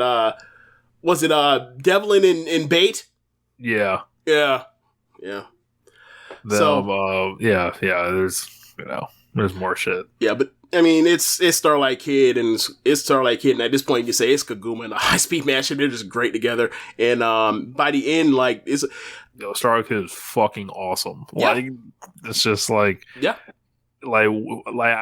was watching this match, right? And I was like, man, like I know she wouldn't win, right? But it made me consider creating a new award for One Nation Radio. It was like single best championship reign or whatever. It feel like, yeah, Starlight Kid should be nominated. Like, so Utami, Kid. See, the thing is, I don't know if I feel like the Starlight, I'm not sorry, Kid, but the tag team title reign between Shuri and Julia, I feel like it's divisive. Like, I feel like their matches are really good, but they're also at times feel long and like for the sake of going long, whereas like these last three, like these next like 5 kickouts, I know no one's getting kicked. I know no one's getting pinned here. But like at times like it's still very good, but then at times guess that award. But then but then at times like some of those matches like against like MK Sisters or Mayu and Kid or like Momo and Azumi, like those matches went the fuck off. But yeah, she's I mean for what she's doing, I mean as a mid-card champion, she's killing it. She's fucking killing it. And I mean she also has that thing where it's like she's not just the high-speed champion, she's also stirring shit with other people. Like she has the defenses, but like she has the Momo thing going on. Like that's a big deal. Like, and I feel like that helps her. Like, obviously, Natsuko's out, Julia's out for the moment, so like it feels like she's de facto the biggest heel in Stardom right now, so they're letting her stir some shit up. Obviously, like these are kind of low stakes. It's not like she's out here antagonizing Utami or Tam for something right now, but like she everything she's doing really works, and like to see it from happen like out of such a shitty feud of that Oedo Tai Stars thing, and then it finally happened, and now she's a heel. Like I feel like this has been some of the best work in Stardom I've seen, as far as character work, and then like putting it together with matches. Like she's knocking out the park, and we always knew she was gonna knock it out the park, whatever they gave her. But like we thought it'd be as a babyface, not like this, but it's still great. So after this, so basically the match ends up ending with Kid Kaguma ends up rope running, and they're gonna cross each other up, and then Kid's in the middle of the ring. Kaguma comes off the ring. She ends up cutting her legs from underneath her, and then she ends up flipping her back over to her feet, and then like catching her in a fireman's carry, and then rolling her back over and catching her in a pin, in a fireman's rollover pin. So after the match, she wants a new challenger. So I'm thinking to myself like, okay, so since the Grand Prix on pay-per-view, Azumi has not really been getting pinned. Like they were pinning Kamatani in these pay-per-views and stuff instead of her. I was like, okay. I mean, they've only had one singles match this year, so they're protected in a way that they were before when they used to like go out there like and wrestle every month. But so I was like, all right, is it going to be Azumi? Azumi comes out. I'm like, yes, bro. Yes. I immediately popped. I was like, let's go. Yes, let's go. Yes, let's go. Like it's interesting when you see like these like there are moments where you're like, all right, what's it going to be like when Tam came out after Shuri had won the Grand Prix and was like, I want to announce I want to announce and request my next challenge, and it was like, it's gonna be Mayu and it's Mayu. Or like when after B had beat Hannah after the month after Grand Prix and she got her title defense, and I was like, there's nobody left, it's gotta be Mayu, and then Mayu comes out. It's like when you're just going through the Rolex like, who's gonna be next? And then it happens, like it's just I've been waiting. Gunshots, Joe Budden gunshots. Yeah. I've been waiting. So I've been waiting indeed. Like there are certain like pairings in wrestling. There's Bret Hart and Shawn Michaels. There's CM Punk and Daniel Bryan, and then there's Starlight Kid and Azumi. Let's fucking ride. No, okay. Clip that. So here's the thing. Here's the part where I know you didn't watch all of it, or you missed something in translation, or not missed a translation, but you missed some context clues. So Azumi asked for the title shot. Kid's about to say yes, and then Kaguma like takes the mic, and then basically Kaguma's like, "Yeah, you just beat me, but you didn't put me away. You pinned me." And I'm thinking to myself, I wanted a match. I wanted this match. Yeah, go away. No offense, you are damn good. You have improved. You are you're basically at the point you were when you retired 6 years ago. But now's not the time. But she said fuck that. y'all want y'all little match? Fuck that match. I'll be your pin eater in this match, and it's gonna be a 3-way. So that match is gonna be awesome. It's gonna be a change to card, because you also got to think like they have to have some variety on that card. Like obviously you think like, well, a high speed match is some variety, but like you're gonna have Tam and Kamatani, you're gonna have Shuri and Utami.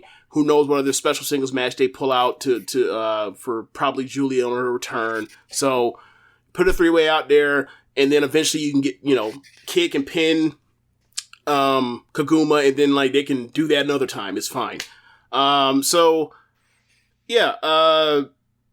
Then the next match after that, that's when you get to the 3 matches we talked about, or the 3 main matches. So SWA awesome GIF to like the face off, and then Kaguma getting down and doing the literally the bear sign, and then getting kicked. It was literally a microcosm or illustration of exactly how I felt at the time. Like I want to see Azumi and Kid, and like if you want to see that match exists already on this level of what you think you're going to get anyway. Like their October 3rd match that opened that first big Stardom pay-per-view that they did.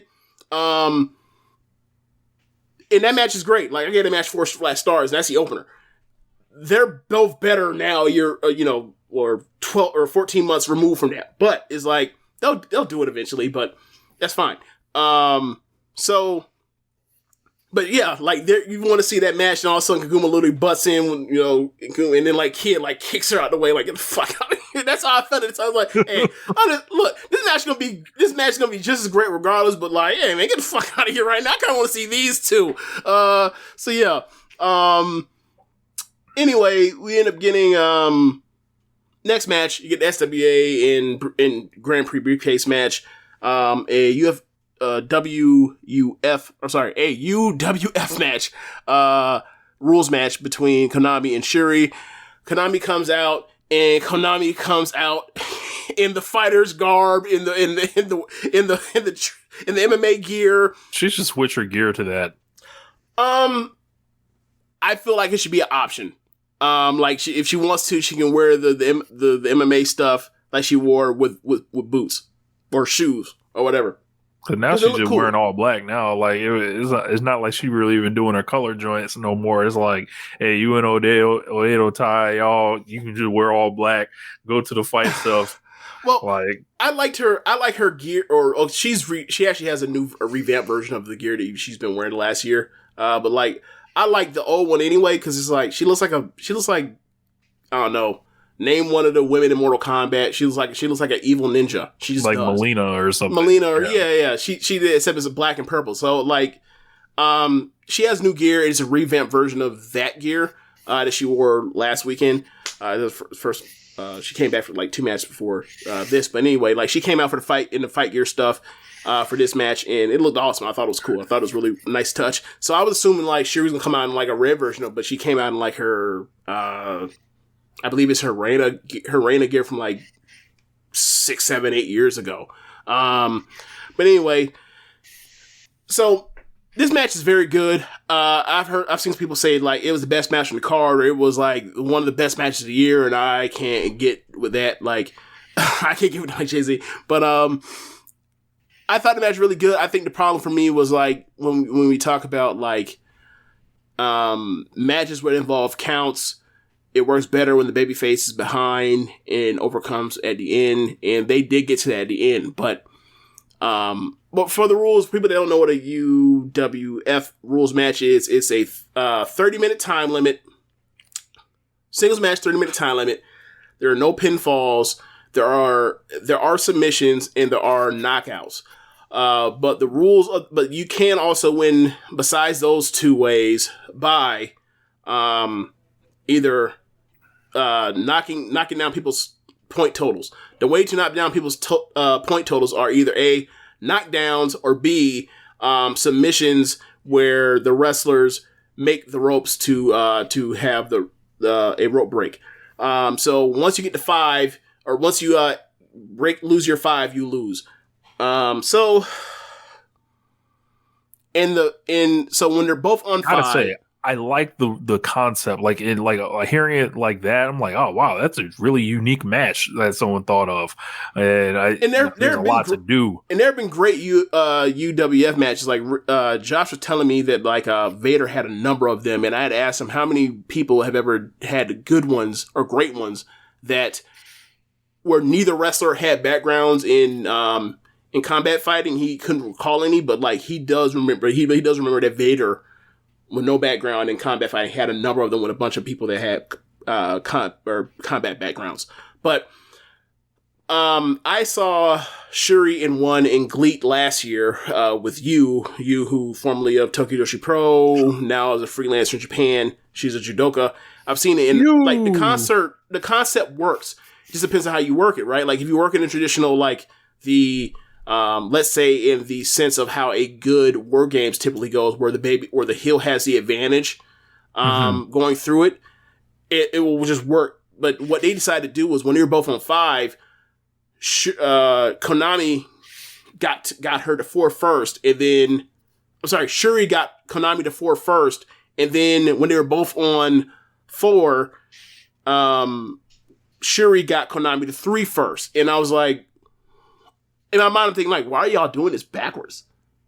So, basically, when they're both at 3, Konami gets back-to-back, like, knockdown and submission rope break. So, now Shuri's on 1, so now it's 1-3 Konami. And that's where this match takes the fuck off. So, Shuri has to fight from underneath, and, like, she ends up battling back, and at the end, it's down 1-1, and then they start not going down off of head kicks that were knocking them down earlier, and then eventually Shuri ends up taking out Konami with a final head kick, and I thought that was dramatic. I thought it was great, and that's when the crowd picked up when it was 3-1 Konami. So like I felt like the last half of the match was great. I just felt like the first half I enjoyed their wrestling and grappling at the beginning. But I was just kind of like sitting there like, why?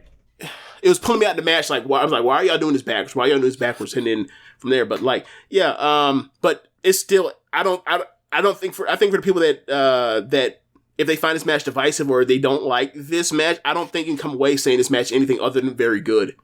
Yeah, like I would say it's not for me. Yeah. On what they did here, I wouldn't be opposed to seeing another one. Same. Just to see, like, hey, maybe I'll like another one more or whatever. But yeah, it was like I said previously. It was like, yeah, hot open, and then like at the end, like you said, they start literally going with the kicks, and then it's like, all right, like that. But like I feel like the whole middle portion was like I just couldn't get into it. Right.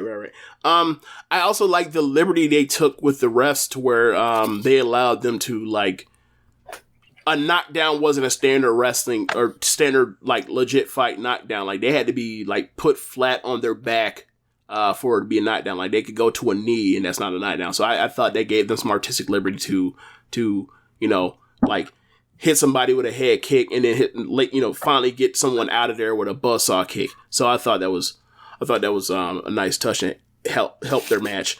If they did the other way, I don't think it would have been as brutal or dramatic. So Shuri ends up winning, and obviously that means she's at this point, that means she's cleaned them all out. She has answered all her losses in the Grand Prix, and then she goes and faces she will go to Sumo Hall to face Utami. So, hey, like Bruce Buffer would say, it's time. Yeah. So, really excited about that. So, then we get to the white belt match. Ooh, the look on your face. Eye rolls. Yeah. Okay. So they do a video package, showing like a happy day in the life of Mina Shirakawa. Oh, sorry. The white belt match is Tam Nakano versus Mina Shirakawa.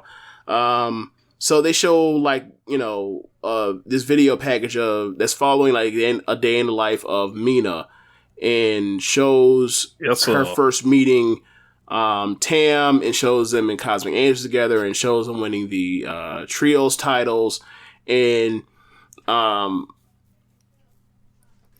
it seems to be following that what she tweeted out like the day before the show, where she talks about how she was really close to Tam. Tam really brought on her wings. She's appreciative of Tam. Tam really helped her out, and sometimes she felt like she let Tam down because she wasn't strong enough to hold her own, and she felt like she was baggage to Tam. And when people said like, is Tam Nakano in those other two, it cut deep. And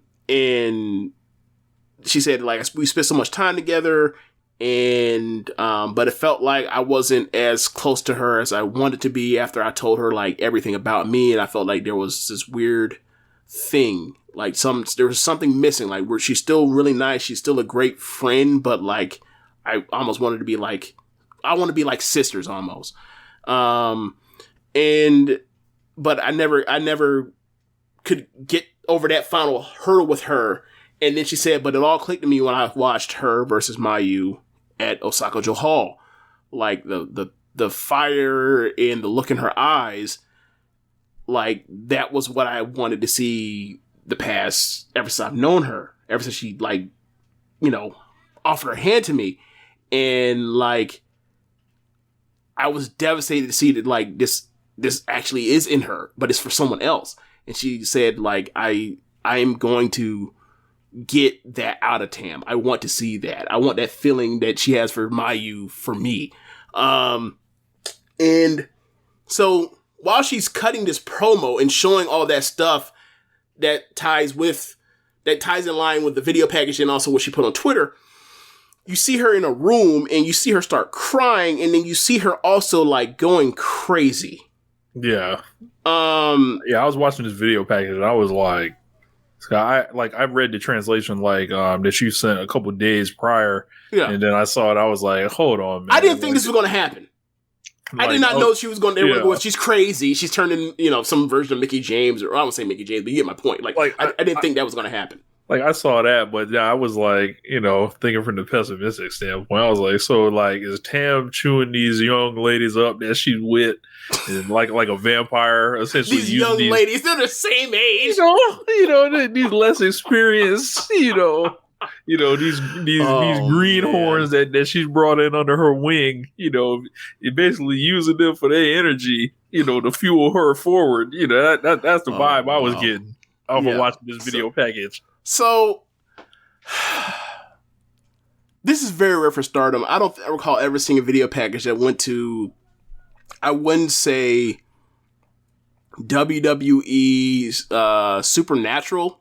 Bro, it was shot completely different than most things that you'll ever see. Like, it was just like it looked expensive. It did.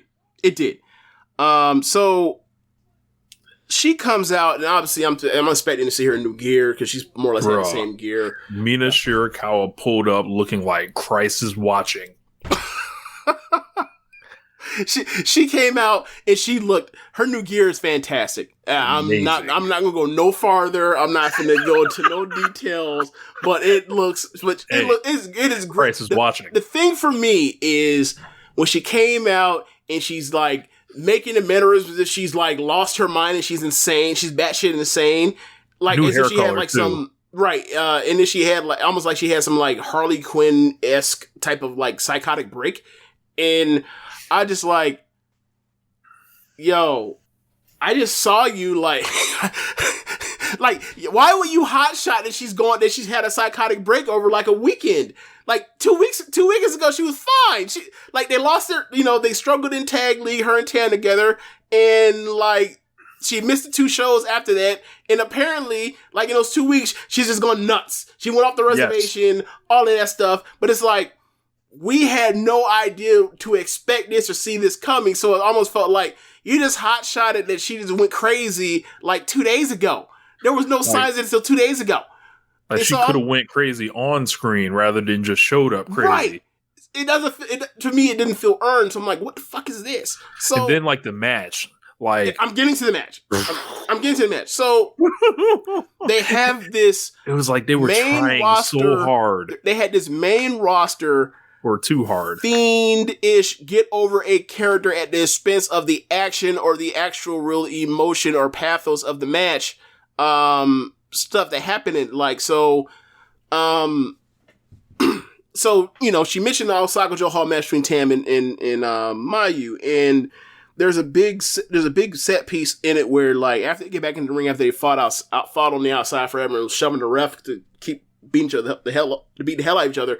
They were both exhausted and they were both on the mat, and then they both basically had enough energy to look up to each other and basically kick each other from without having the energy to get up. And then they eventually kicked each other, and then they got to their knees and they threw forearms, and then they got to their feet, and then they started exchanging fucking shoot headbutts. So early in the match, they get to that point where they're both in the mat on the floor, and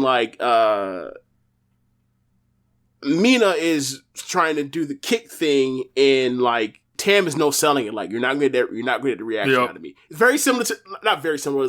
It's kind of, it has notes of the I'm going to break you and get you to do what I want emotionally thing from MJF and Darby from the last pay-per-view. Where it's not only am I going to beat you, it's probably more, it's also I'm going to beat you and also make you blow your stack and lose your cool. Where so Tam is just eating. It's nope, not getting that out of me. I'm not responding to this nonsense. I don't feel for you in this way. Right. And then and you can see Mina getting more desperate and getting more emotional and upset that she's not getting the fire in her eyes that Tam gives Mayu. So the match continues, and then they eventually look, there are statements to be made and jokes to be had about this whole situation, which I will not make. Let's keep continuing. Yeah, I'll guess I'll have to suffer through your nonsense after the air. But so the match continues, and they end up at a point to where she finally has a real advantage over Tam, and it seems like she could start throwing strikes, and Tam's down and could probably mount some type of charge towards getting a pinfall. So there's one point where she goes to slap Tam, and I guess she finally sees something, a flicker in the eye, a gleam of the eye of what she wants to see out of Tam, and she's back here with it, got the pimp hand strong, way cocked back, and she stops, and I was just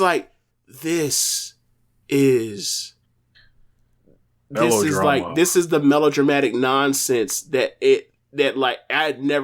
don't think I'd ever seen in Stardom, and I was what the fuck is this? So I was not happy, but basically, I like Tam to get back to pure competition, right? So eventually,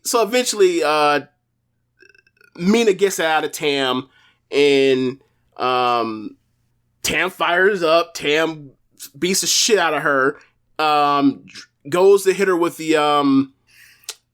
gets her up and drops her with the violet screwdriver, and then drops her with the Twilight Dream and gets the fuck out of there. And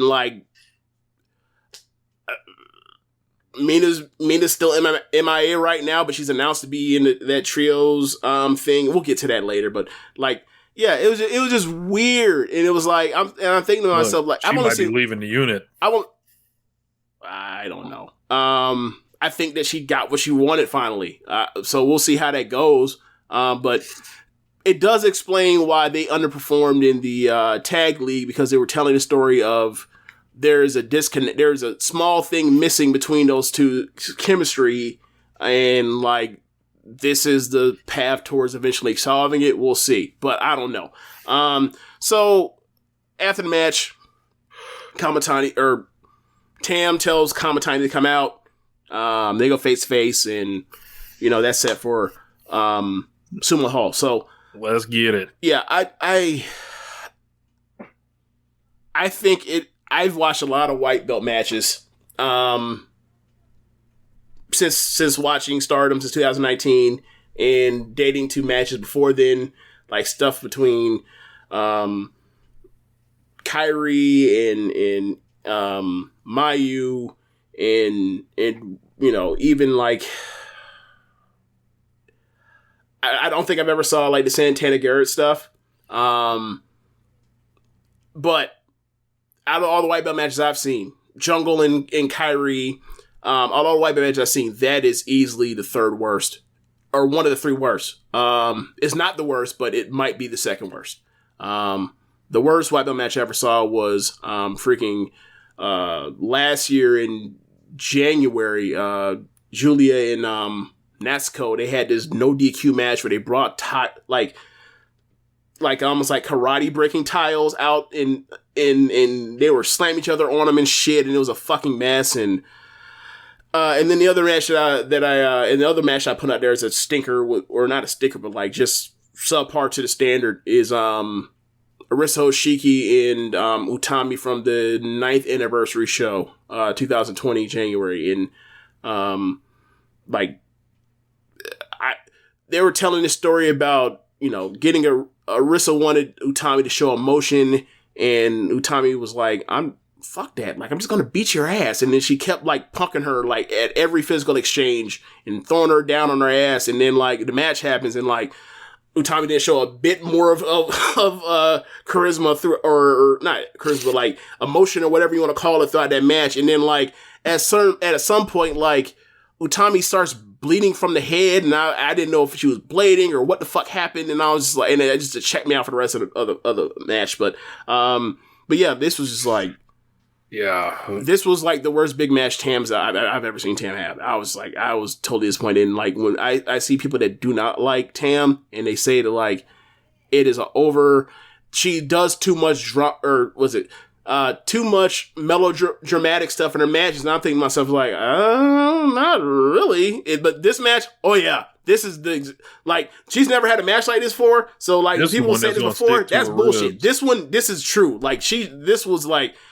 And the thing that's gonna be frustrating is like watch like 10 months from now when like they're in the same block in the Grand Prix and they have like a 10-minute sprint that's fucking killer, and you're gonna be like, why the fuck didn't you do this instead? And then throw in like some parts about like you want to fight her and you want to get the fire out of her and whatever else. Like, why do you have to make Mina Shirakawa a fucking crazy person? Like, I don't see what benefit that does her necessarily.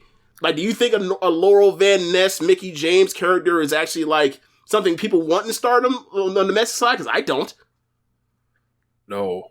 But the Mina. Like, what the fuck? Look, hey, man.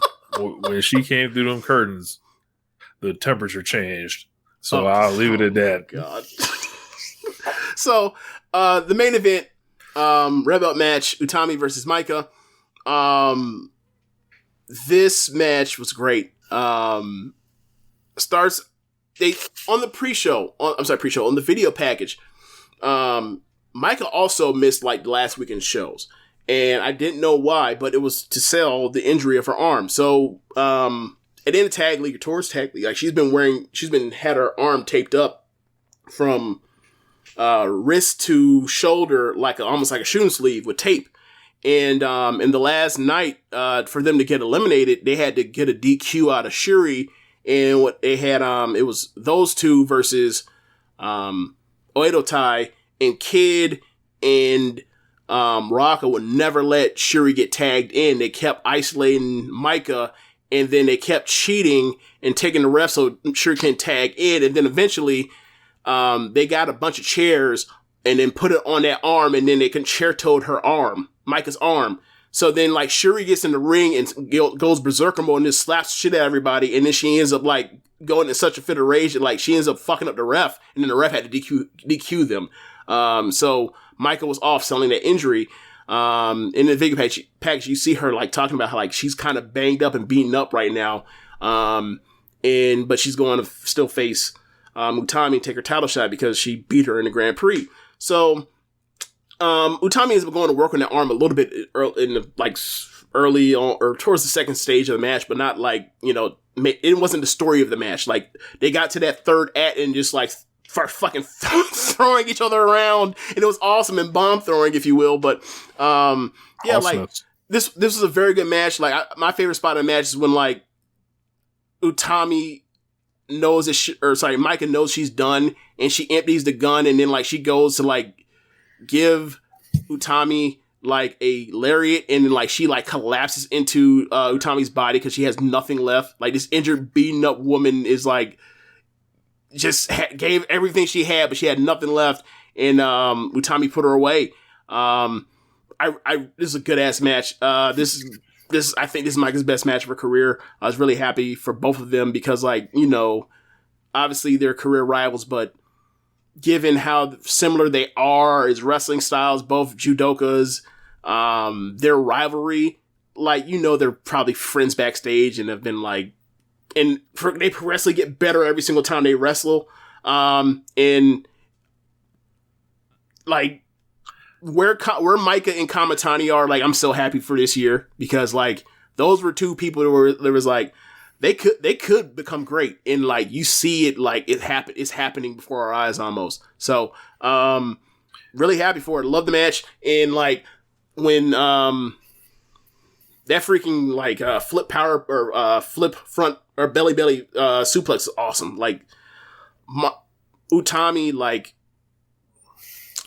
she's a wrestler's wrestler, but like when she throws in like the suplexes and stuff, whatever else, like in like wanting to beat the shit out of you, like she just turns special. She's fucking good, man. And at this point, it almost like she don't miss. Like, yeah, like looking at that closing sequence, like I started thinking about it, and I was like, this is the kind of match that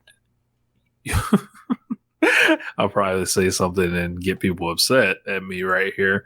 But I was looking at their body types, their wrestling styles, they're both kind of being big hosses, essentially, right? And I was like, man, maybe this should have main evented Survivor Series.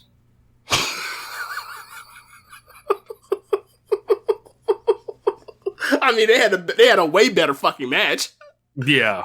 Like, I'm not, like, there's no argument to be said between, about that. Like, they clearly had a better match. But, like, I'm, like, just, like, looking at how you position somebody and, like, shit like that, it was, like, I much prefer this. Maybe it's just me. Maybe I'm wrong, but... a competitive back and forth where, like, one person is shown to be better, but, like, the other one empties the gun and you respect them as they go down on their sword. Yeah. Like, I would say they tried to tell that story with Big E, but, like, there wasn't enough moments where it was back and forth and back and forth. It was more of a beat you down forever because I'm a heel, and then I'll give you it was more traditional, you know, heel babyface dynamic as opposed to, like, you know, they had it was back and forth and competitive. And then, like, it was just more like, you know, Micah ran on fumes, and that could be due to Utami's being better. Or we don't really know if it's because Utami's just flat out better, or if it's because, like, the injuries or the injuries. We don't know. We won't know. But it was it's like that. Yeah. It just happens. Like, you win some, you lose some. She lost this one. She'll win the next one.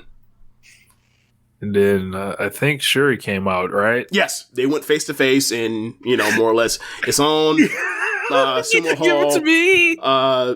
December 29th. Hey, no time limit. Hey, you see I'm wearing all red right now. Well, you know what it is. It is Shuri season. So, you know. So yeah, man. So far right now for I'm going to go through all the announcements and all that stuff. So, they have one more pay-per-view before Sumo Hall. It's on the 18th. It's in Osaka, at Osaka Edion Arena #1. That's where New Japan's had a bunch of G1 and big match shows there. But that is going to be where they have the Queen's Quest versus Oedo Tai match for the fate of what happens with Momo and Starlight Kid. It's a 4-on-4. It's top 4 of Queen's Quest. Momo, Utami, Azumi, and Kamatani versus Kid, Konami, Saki, and Raka. It is a captain's match, or this version of a captain's match where those two are designated as captain, and it's an elimination match. Someone gets eliminated. It's not a captain. You're down 3. Next person goes down. You're down 2. Next person goes down. You're down 1.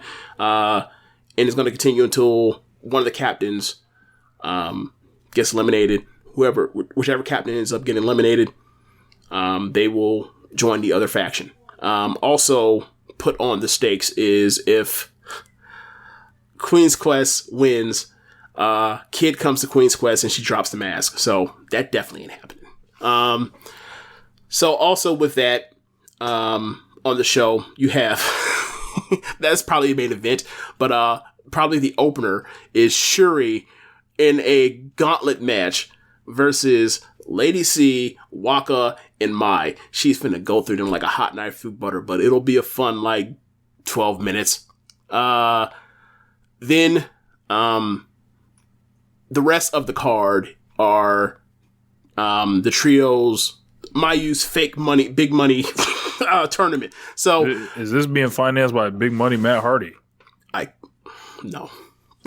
I'm not even gonna go there with you. There, no AEW relationship. so, it's, the top three of Stars, Mayu, Hazuki, and Kaguma, in the first round versus, Cosmic Angels, Tam, Mina, Unagi. And then the other first round, match is Damado Mondo, the trios champions, Micah, Natsupoi, and Himeka versus Team Marvelous. Not Team Marvelous from 2 years ago because Mei Hoshizuki is no longer in Marvelous, but it's Takumi, Rin, and Maria. Maria was on the Osaka Joe Hall show. So, that's the first round. And then the championship round, the final, it's a ladder elimination match. Don't know the rules. That's what's said on Twitter. I'm sure they'll straighten out what the rules are. I don't know what the fuck that means. I was very confused when I was reading it. Yeah. At first, are there pinfalls in this match as well? I don't know. Yeah. I don't know. Okay, so I've only seen one other match that involved any type of ladder in Stardom, and it was the Tokyo Cyber Squad produced show from 2019 in May during Golden Week. So it was like, I don't know. It was basically like it was like an envelope of money on a pole match. That's what that was. That's what that match was. They say the cash prize is up top too. So I don't know. They say you can use ladder as a weapon. I don't know. I fear for what the fuck Mayu's going to do. It's going to be something outrageous. So, I just hope that I hope that Slinky is still a Slinky and not, I hope this is the end of Mayu Itani's career doing whatever stupid shit he's going to do off a ladder. But, yeah, so that is the final for that. That's 5 matches. So, obviously all the elimination factors is going to be lengthier matches. I expect the final, and I expect actually all the trios matches and then the elimination match to be, or the, captain match to all be great, but it's a 5-match card. So onto the nitty gritty, Sumo Hall. Right now, 4 matches already announced. White belt match, Utami versus, Shuri. No time limit. Undercard, or second from the top, Tam versus Kamitani white belt match. We have the Futures match, Raka versus Hanan, and then you have the 3-way high-speed match, Starlight Kid, Azumi, Kaguma. I wonder how to fill the rest of the card. Julia was targeting trying to come back around right now, with Kaguma, in the triple threat. Maybe, who knows what Azuki's doing. I would like to see Azuki versus Julia again. I'd like to see that. So we'll see what happens. But I'm with it. Yeah, so the last of the announcements, they announced it on the show. Stardom's first show of the year will be the 3rd. And it's a 2-part thing. The day show is an actual wrestling show, and then the night show is the Stardom 2021 Stardom Awards. And then on the 8th and 9th, they're going to do back-to-back Hurricane Hall shows. So that's pretty much it for Stardom. Yeah, man. So I guess that's a good place to leave it here. Once again, happy birthday, James. Thank you guys for rocking with us in the chat. We will be here for the post show, of course, when I log on Twitter and find what nonsense happened and everything else. And but besides that, we can wrap it up. Yeah. Thanks for listening, y'all. I guess the first thing we would say is donations. I don't know if you got it upset or read it. Well, now it's too late. You missed it. We missed the peak. We're going to go through it. We're right through it. Donations. Funds. Gifts. Yeah, so donate to Red Circle, our Red Circle. Also, if you're listening on the podcast, as we've mentioned throughout the show, we do a live stream here, twitch.tv/RichLotta. We also have the merchandise for you boys for the holiday season. Go to prowrestlingtees.com/Social Suplex and pick up some official Social Suplex Network merchandise.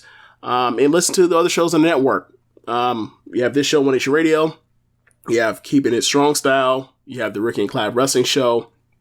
Grown Men Watch This Shit, the Grave Consequences Podcast, 8-Bit Suplex, All Things Elite, Great Match Generator, and AEW Match Guide. Yep, make sure y'all vote on the Keepin It Strong Style Awards. Their year-end voting survey vote card just dropped. So go ahead and do that.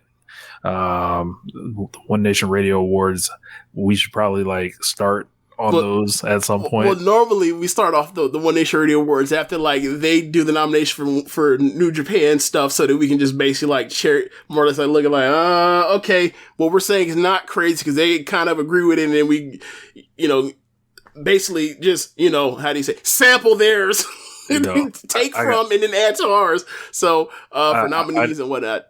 I didn't join them on the synopsis episode for their awards for the first time ever. So I probably was buried.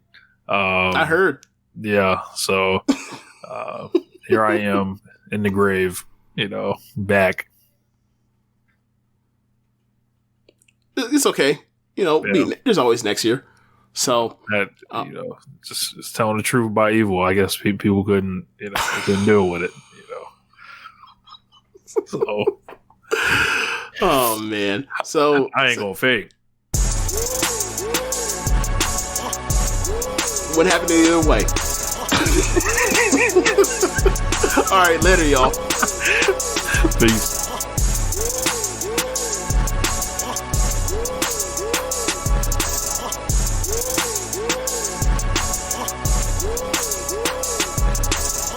More than 1 in 3 people will face cancer in their lifetime. Unfortunately, fear can stop you from getting your cancer screening, but it won't stop cancer. Early detection can save your life. Don't wait for symptoms to appear to act. Cancer screening is safe, effective, and accessible for everyone, including free or low-cost screening programs. Go to cancerscreeninfo.com right now for free screening resources and recommendations from the American Cancer Society. Don't wait. Early detection can save your life. Go to cancerscreeninfo.com today. cancerscreeninfo.com. For the ones going above and beyond. For the ones reaching out, helping out, and lending a hand. For the ones people count on. You can count on Grainger. Grainger offers supplies and solutions for every industry. Backed by 24/7 customer support and specialists to help with hard-to-find products. Because you've got everyone's back.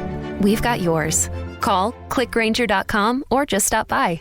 Grainger, for the ones who get it done.